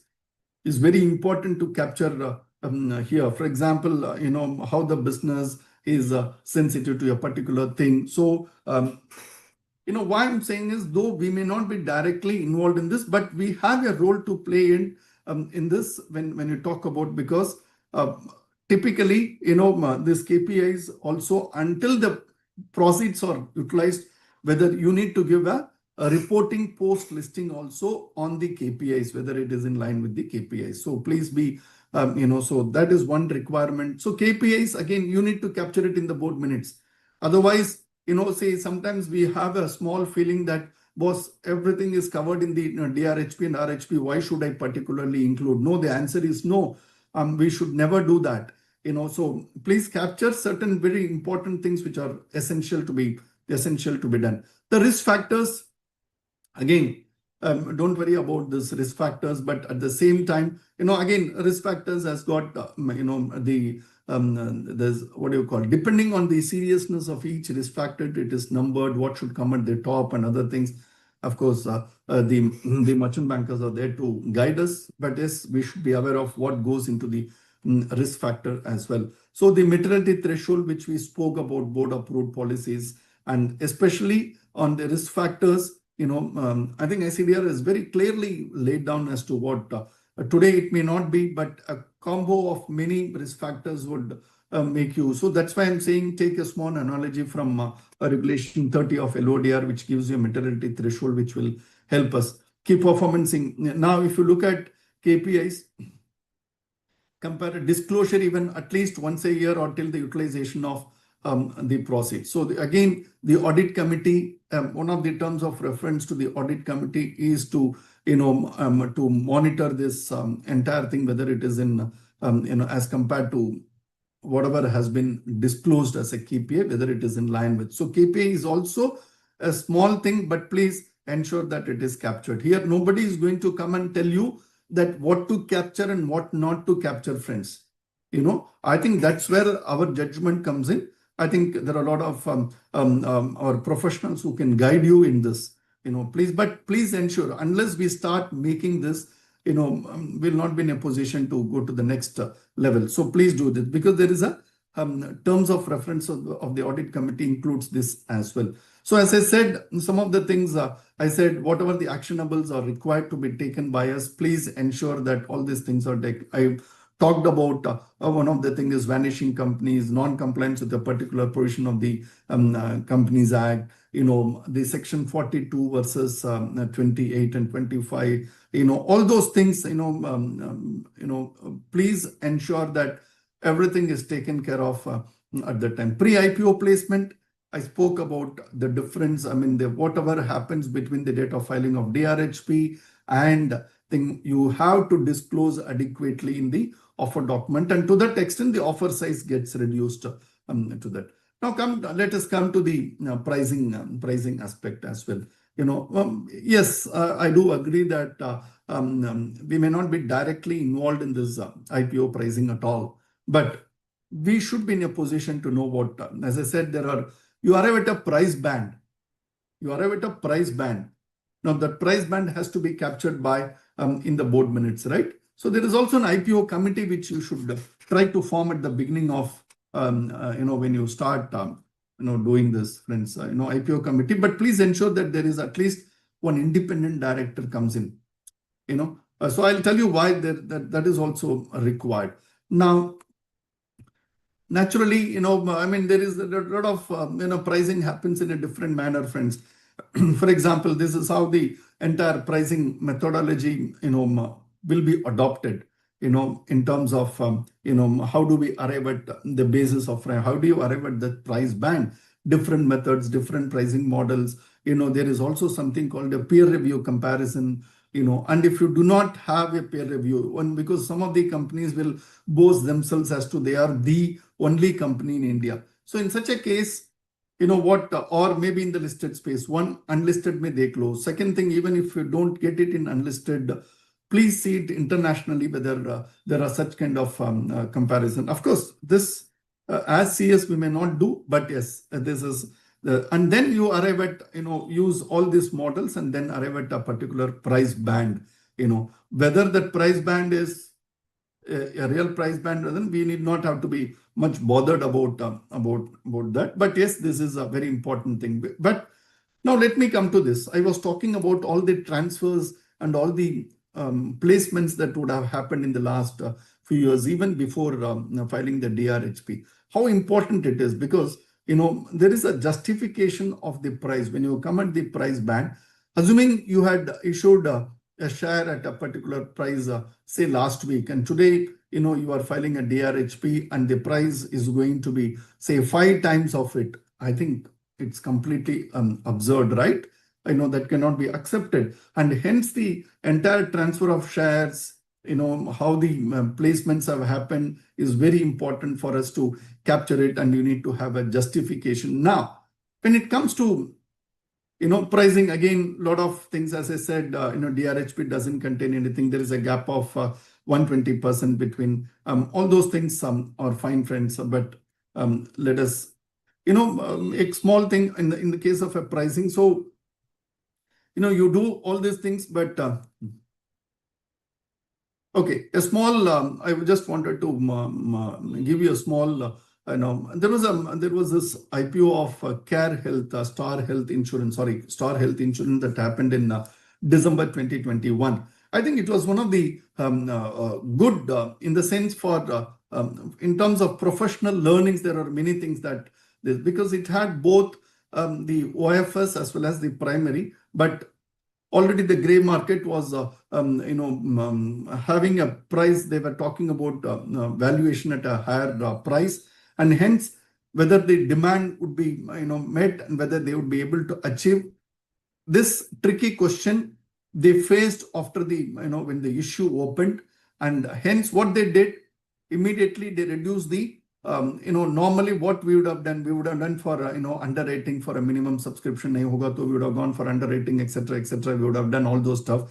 but this was a very interesting case where they reduced the offer for size sale, and then was reduced from whatever to 4,400. And they made the issue successful only with the fresh issue component, and hence this is a. So what are the learnings from this? Otherwise, what happens? You reduce the price band, right? No need to underwrite what I said, and hence, this is also one of the learnings. Star Health, which is a very important one I found during December 2021. Acha. Second is allocation of shares. How do we allocate the shares to different types of investors, etc., etc. Now, role of IDs, friends. Now, we just spoke on pricing, the weighted, the pricing of for the last 6 months, 18 months, and 3 years. But here, the independent directors have to justify the price band. So you look at any price band ad or the issue opening or a closure ad that comes in, you'll find it very clearly that the independent directors have recommended this price, have justified this price. Because what happens is this price vis-a-vis the weighted average cost of both primary and secondary acquisition, whether it is in sync with or whether it is a justifiable price band. So there is a role of an ID which plays. So here again, ID comes into picture much before, because as a public company, you would have complied with minimum subscription 90%. I'm not going to much dwell on this because there are some more things that I wanted to. Allotment rules, again, ensure that at least 100 allottees, 1000 allottees, sorry, 1000 allottees have come into. Listing gets completed in T+3 days, friends. So on the date of closure, maybe late night, you can do an allotment, or maybe the next day, the allotment kickstarts. So once the allotment, then you file, what do you call the RHP, sorry, the prospectus with ROC, right? So entire thing starts, T+3 May, you can get the shares, get listed, and the trading will commence in T+3. So this is the entire process that you need to undergo. I'm just putting it in a very nutshell as to what are the different stages of, what are the different things that one should follow. Emanating right from the DRHP is filed down to escrow money and the money that gets related to the monitoring agency account, everything. So this is explained in this another manner. The entire, I'm not going to go through each and everything. Now there is a new concept, and you have been seeing some of the, Tata Technologies did this in November 2022. I think a couple of, some more companies have started filing it under the new mechanism. It's nothing but, friends, today what happens today when you file a DRHP with SEBI, it's put on their website, and SEBI website, exchange website, the merchant banker, the issuer, everything. So it is publicly available for everybody to see and then give their comments on that, etc., right? Now, in terms of what do you call this as a confidential filing? So you file a document with SEBI, and then you wait for some time. You don't do, in the sense it is not known to the public. It's not known to the, except that within 2 working days, you have to give an ad that's saying that I have done a confidential filing. Fine.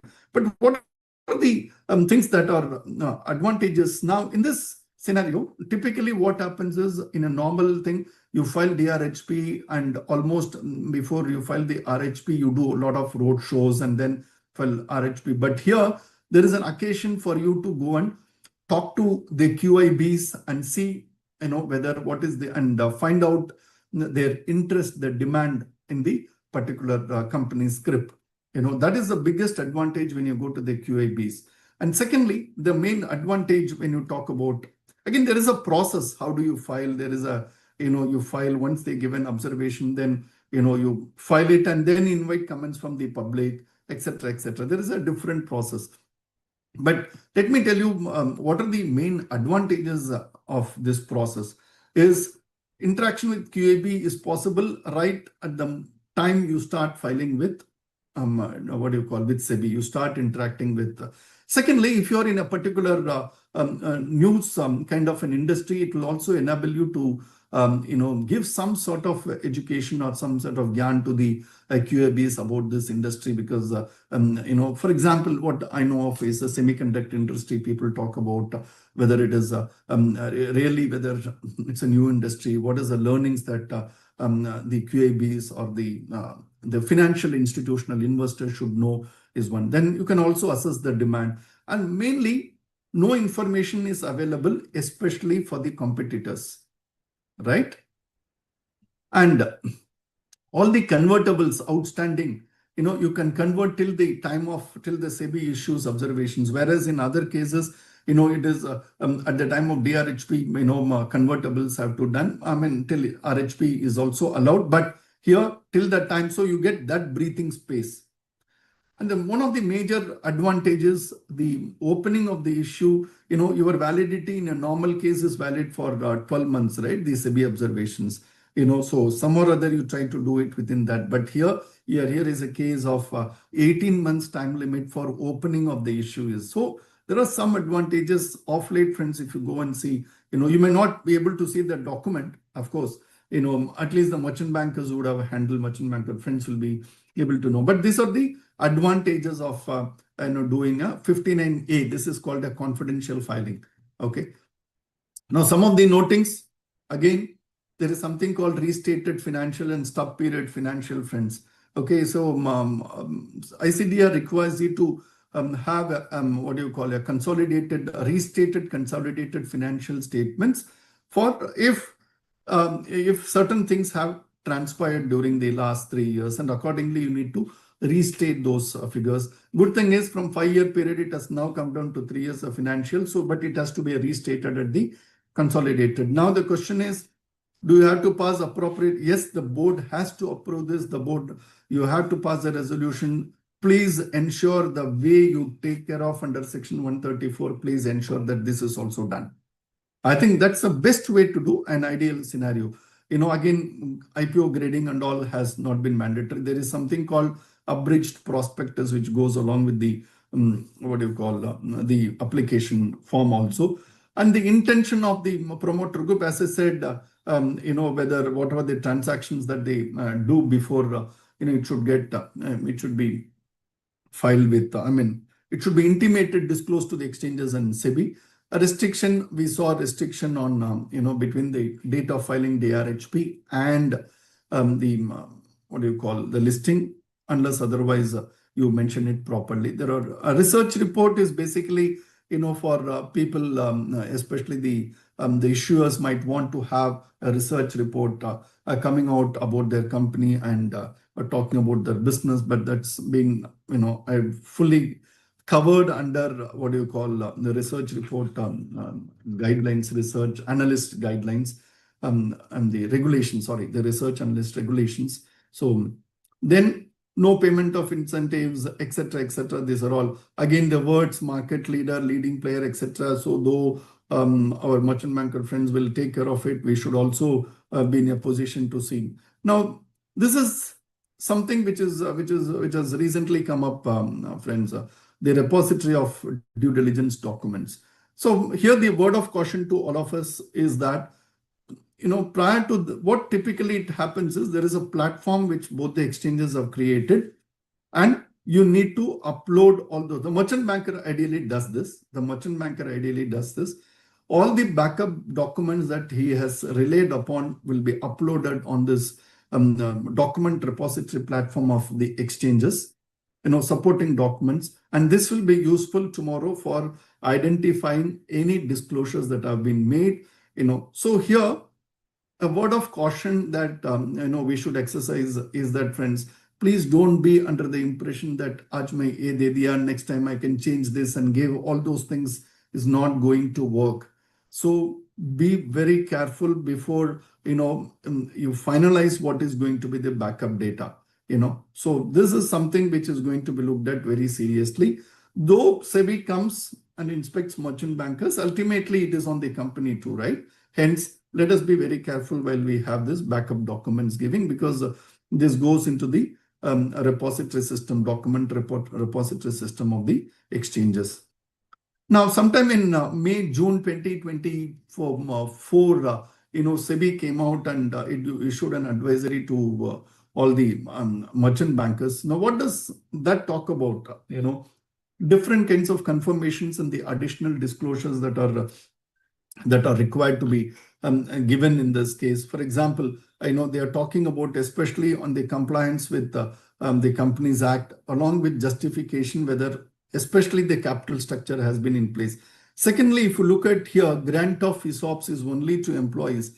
So that's another confirmation that is required to be given by the company, saying that, whether it has been, I mean, merchant bankers have to make sure that, that they have to find out, they have to do their own diligence to find, but who is going to give them the entire documents? It is we guys who have to provide. Hence, this is also some of the no material clause. We saw this. And the existing investors are not related. I told you about the changes that have come in the merchant banking regulations of late, is that, neither the what do you call the any KMPs or senior MPs of the merchant banker cannot hold more than 0.01% of the shares of the company that's which have been mandated to come out with the issue. So that is also required. Secondly, it also talks about no conflict of interest between the promoter scheme and, see this, I mean, naturally, while the merchant bankers will help you to do this, but you also be aware of this, is what I'm trying to tell you, that there is an advisory which all of us have to be aware of. I think, so this is what I was also talking about, intimation to ROC about missing or untraceable ROC filings. So make an intimation, tell them these are all the things which I have done, but I'm not able to. What the regulators is expecting is at least file to karlo, let them take an action but because you are going to make the disclosures in the DRHP and the RHP, right? Hence that is required for, again, it talks about board approval for each. Now, normally, depending on the practice the company follows, we take a call on how do you put it in the board approval? But here there is a very specific case. Now, what are the challenges that we are facing, and how do we guide the management? As I said, business description, objects of the issue, for example, working capital need. For example, recently I had come across a technology company which is talking about a working capital. The question comes, why does a technology company require what do you call it, working capital limit? Working capital, I mean, why should they raise money for the purpose of working capital? Missing promoters, we spoke. Risk factors, again, dependency on certain vendors and customers. If you are dependent on that should come, and in fact that should come as one of the top risk factors that should come. The capital structure, I think we spoke at length on capital structure and why it is very, very important for all of us to maintain the records. Approvals, as I said some time back, that without especially the main licenses and approval that are required to run your business, if it is not there, don't put a risk factor and then get away. I think even the regulators will not accept. Ensure that is also land titles. Ensure that, because these are all some of the things which really, now financial statements, don't leave it to the auditors. Another thing, though we don't have a direct role to play, but now the regulators are also focusing on the notes to the accounts, whether the RPTs, and also matching of certain financial statements vis-a-vis which appears in certain other parts of the document. So be very, very careful. Now, complaints which comes up, complaints which come after you file, the DRHP from unknown sources. Many people try to stall the issue by saying that this and this have not been disclosed.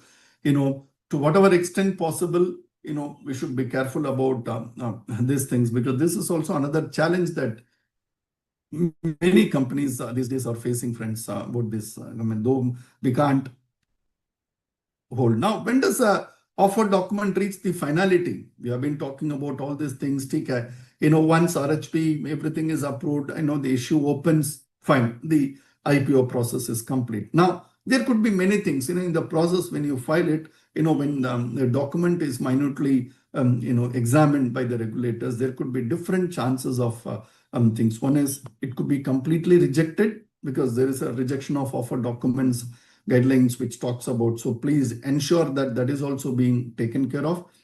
Then there is a concept called kept in abeyance. whenever there is a what do you call, an investigation or an inquiry is pending, then especially under the SEBI Act of its group companies or of the issuer, then there are different ways, there are different timelines where the document will be kept in abeyance. And then withdrawal is by the company itself withdraws. Lapses after 12 months, you don't come out with an issue automatically. But there is a via media for all these things, except of course, if it doesn't fall under rejection and kept in abeyance, there is something called return of documents, which came on 6th of February 2024. Rejection of offer documents is, what are the reasons, different reasons why your document could be rejected. As I said, repayment of unidentifiable ultimate promoters.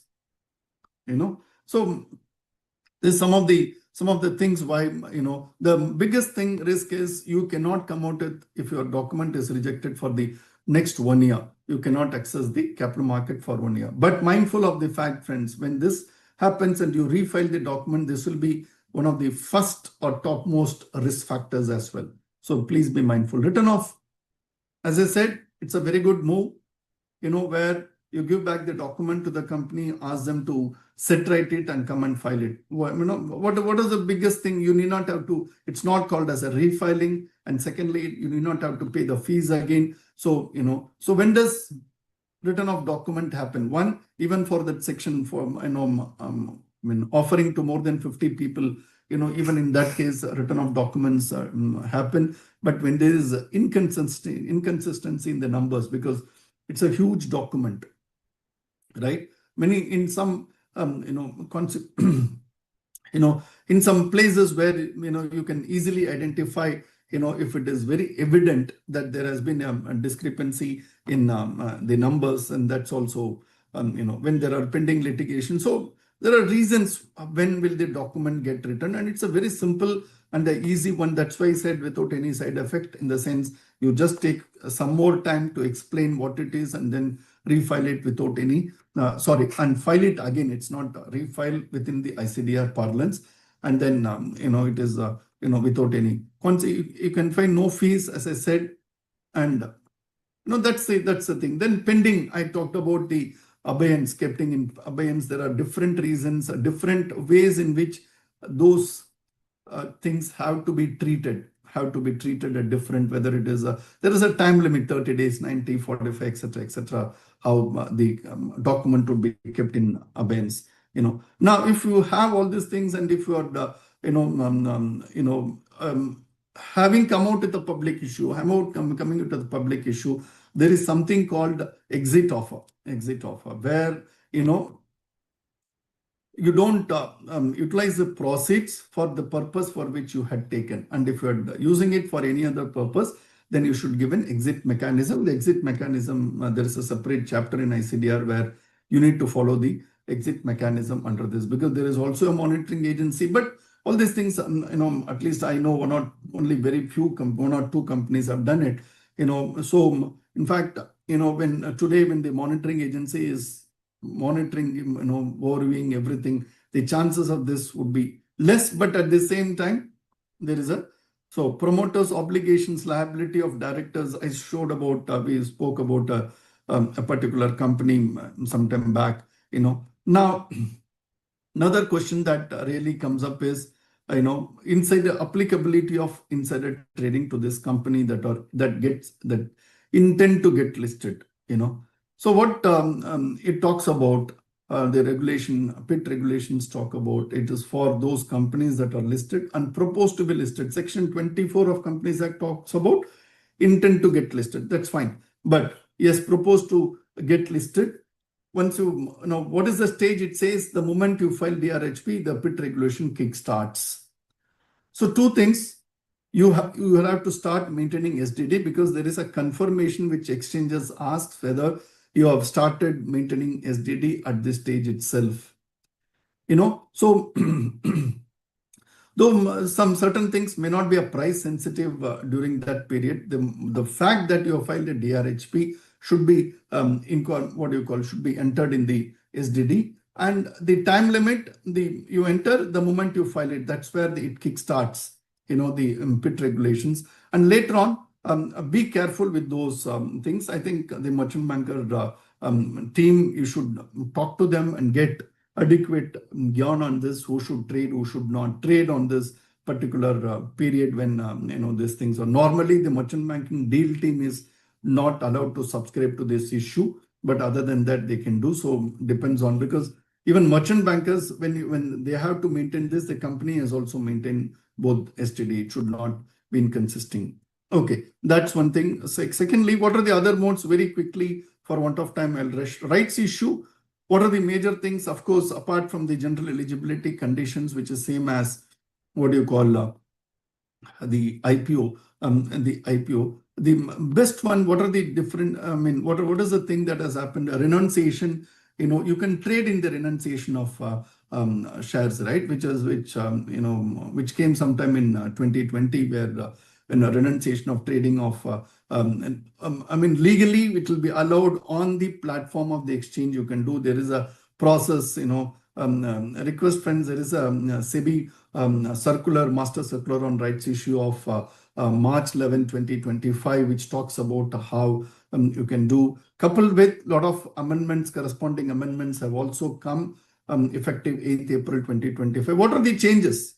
What are the changes? Today, if you talk about a rights issue, I can complete it within 30 days from the board approval, provided certain things are in place. There is no need to file any draft letter of offer document with SEBI. No intermediary is involved. No intermediary in the sense the merchant banker is not required. Is not required. There is no, many things have been taken away. There was a concept of fast track mergers. Now with these changes coming in, that has been taken away. So you just file it with stock exchanges, and this circular which I talked about gives you the time frame within which you have to list your shares. So within a matter of 23 working days, you can actually list this. So all these things is a very, very welcome change. Rights issue seems to be a better offer for most of the. Again, there are some disclosure requirements here and there, but one thing is you need not have to file with SEBI. You need not have to wait for other observations and go ahead. Now, as far as preferential allotment for a listed company, there is this QIP, which is only when you make a preferential offer only to the QABs. Then this is, for want of time, I'm rushing. Preferential issue, certain things, while all these things, eligibility conditions and everything, you should not have sold for 6 months. All those things are fine, friends. Only thing is, I just wanted to, preferential issue whenever you make, there is this PNB housing episode that happened in May, June 2020, where especially in terms of the pricing, what had happened. So here, as the PCS has got he gives a certificate saying that the company has followed the entire compliance pursuant to the ICDR regulations. So here also a pricing, typically what happened was the articles mentioned a particular formula, whereas ICDR gives you a particular formula, and hence there was a small, it went to the matter, went to SAT, and finally PNB Housing Finance has to do a settlement order with SEBI on all this front. So my request is, please ensure that articles also, if at all, if it has, your pricing formula will be there. So preferential allotment is one. Bonus shares, it's a very simple things. If you look at authorization in the articles, there are some conditions. The only thing, there are some companies which have issued bonus shares to other than the promoters. So how legally and other things we should be we should have some sort of understanding of this. And the best thing is, if once you announced bonus issue, you cannot withdraw. And again, the time frame is different.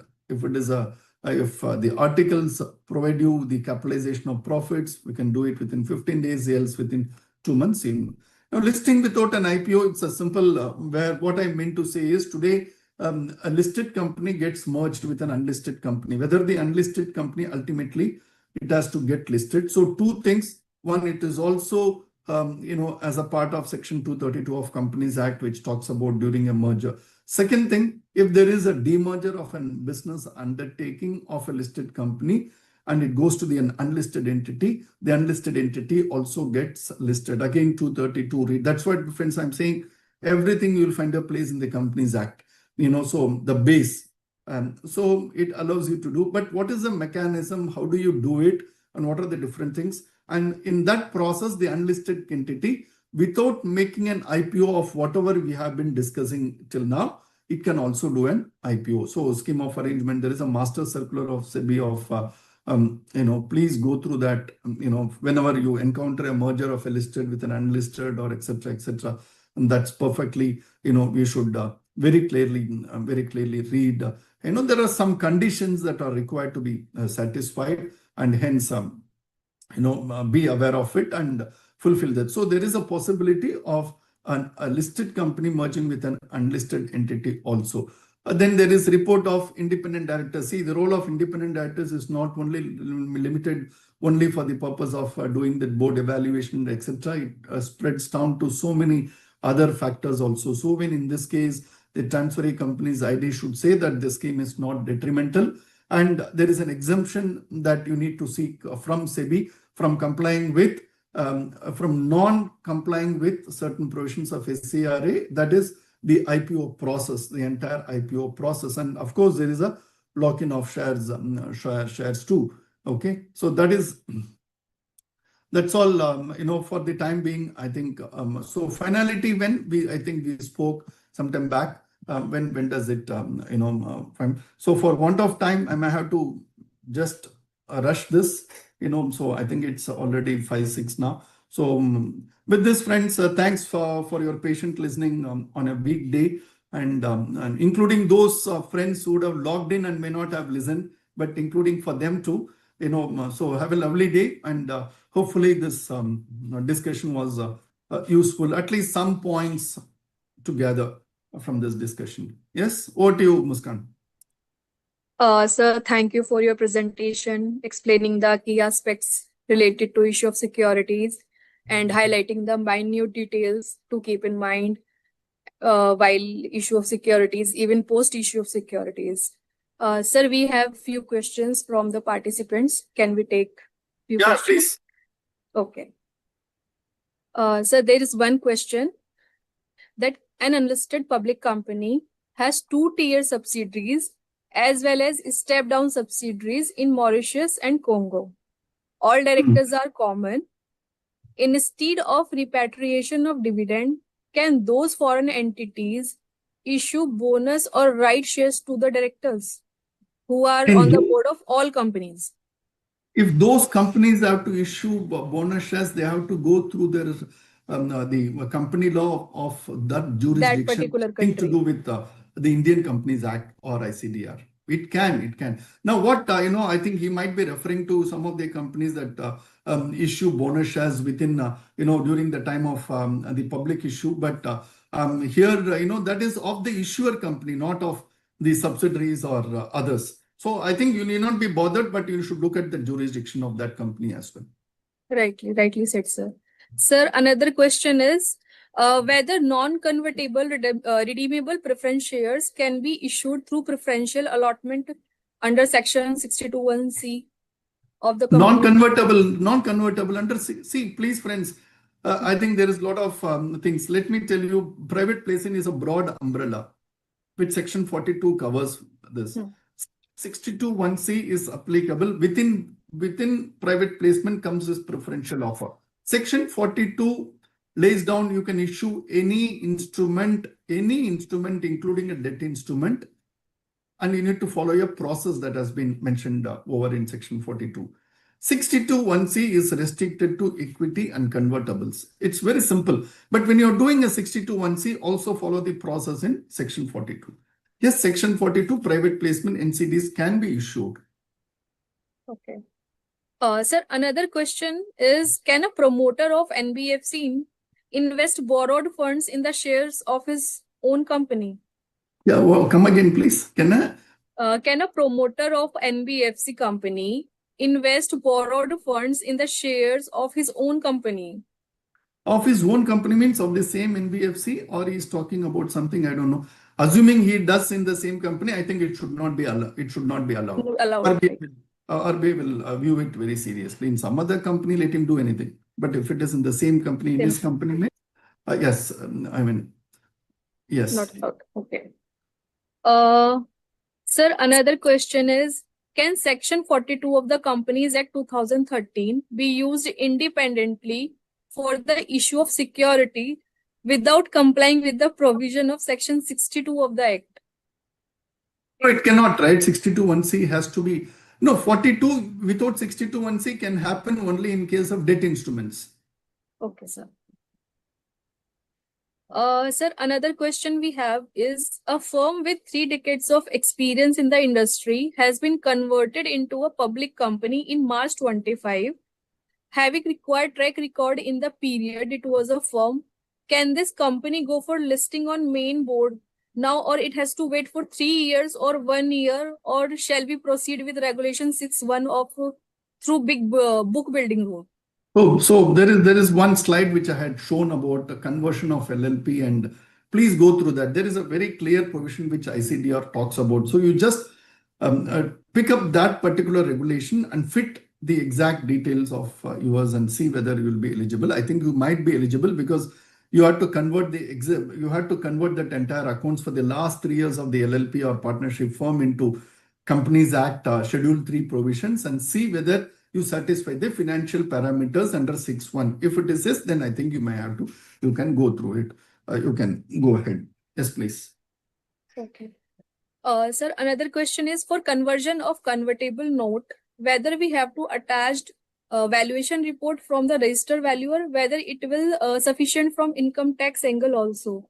Income tax angle, please refer to income tax friends. But valuation report attach karna hai, where to attach? I mean, at least there any see, for example, I think the basic funda is, every instrument that's an equity, I think that's the only instrument I would feel which has a value attached to it. You can also value even a preference share. There is a formula how you can value under NBFC norms. But here in an equity, irrespective of whenever you talk about it, it has to be valued, right?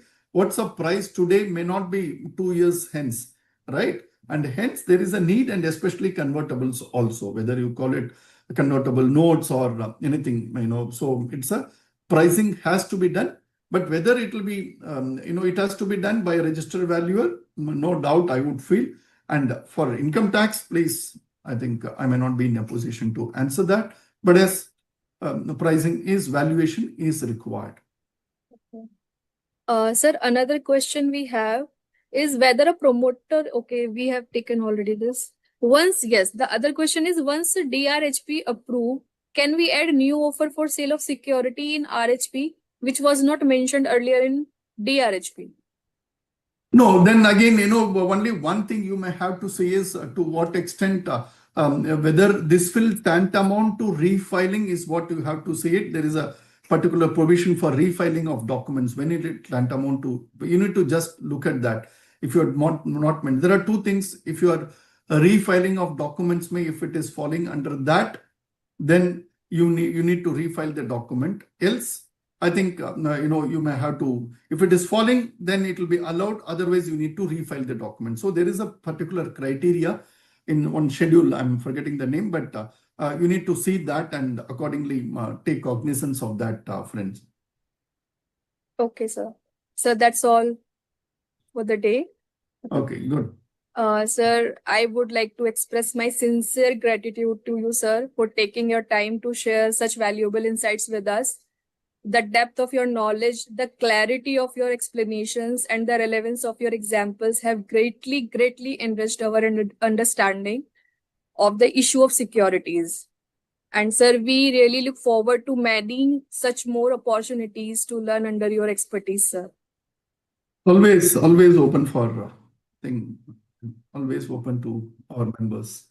Yes, sir. Thank you for your time, sir. Thank you for the session. So many of our friends also, if you have any doubt on this, whoever has my contacts, you can reach out to me. We can discuss. So because given the time frame, I just thought what are the different challenges, advisory, yes, normally we don't see, and hence I wanted to educate more on those things is what I just wanted to tell you, friends. And thanks for everyone for coming on a weekday and listening to this. Thanks, friends. Thank you, Thank sir. you, Muskan, and Thank thanks. you, sir.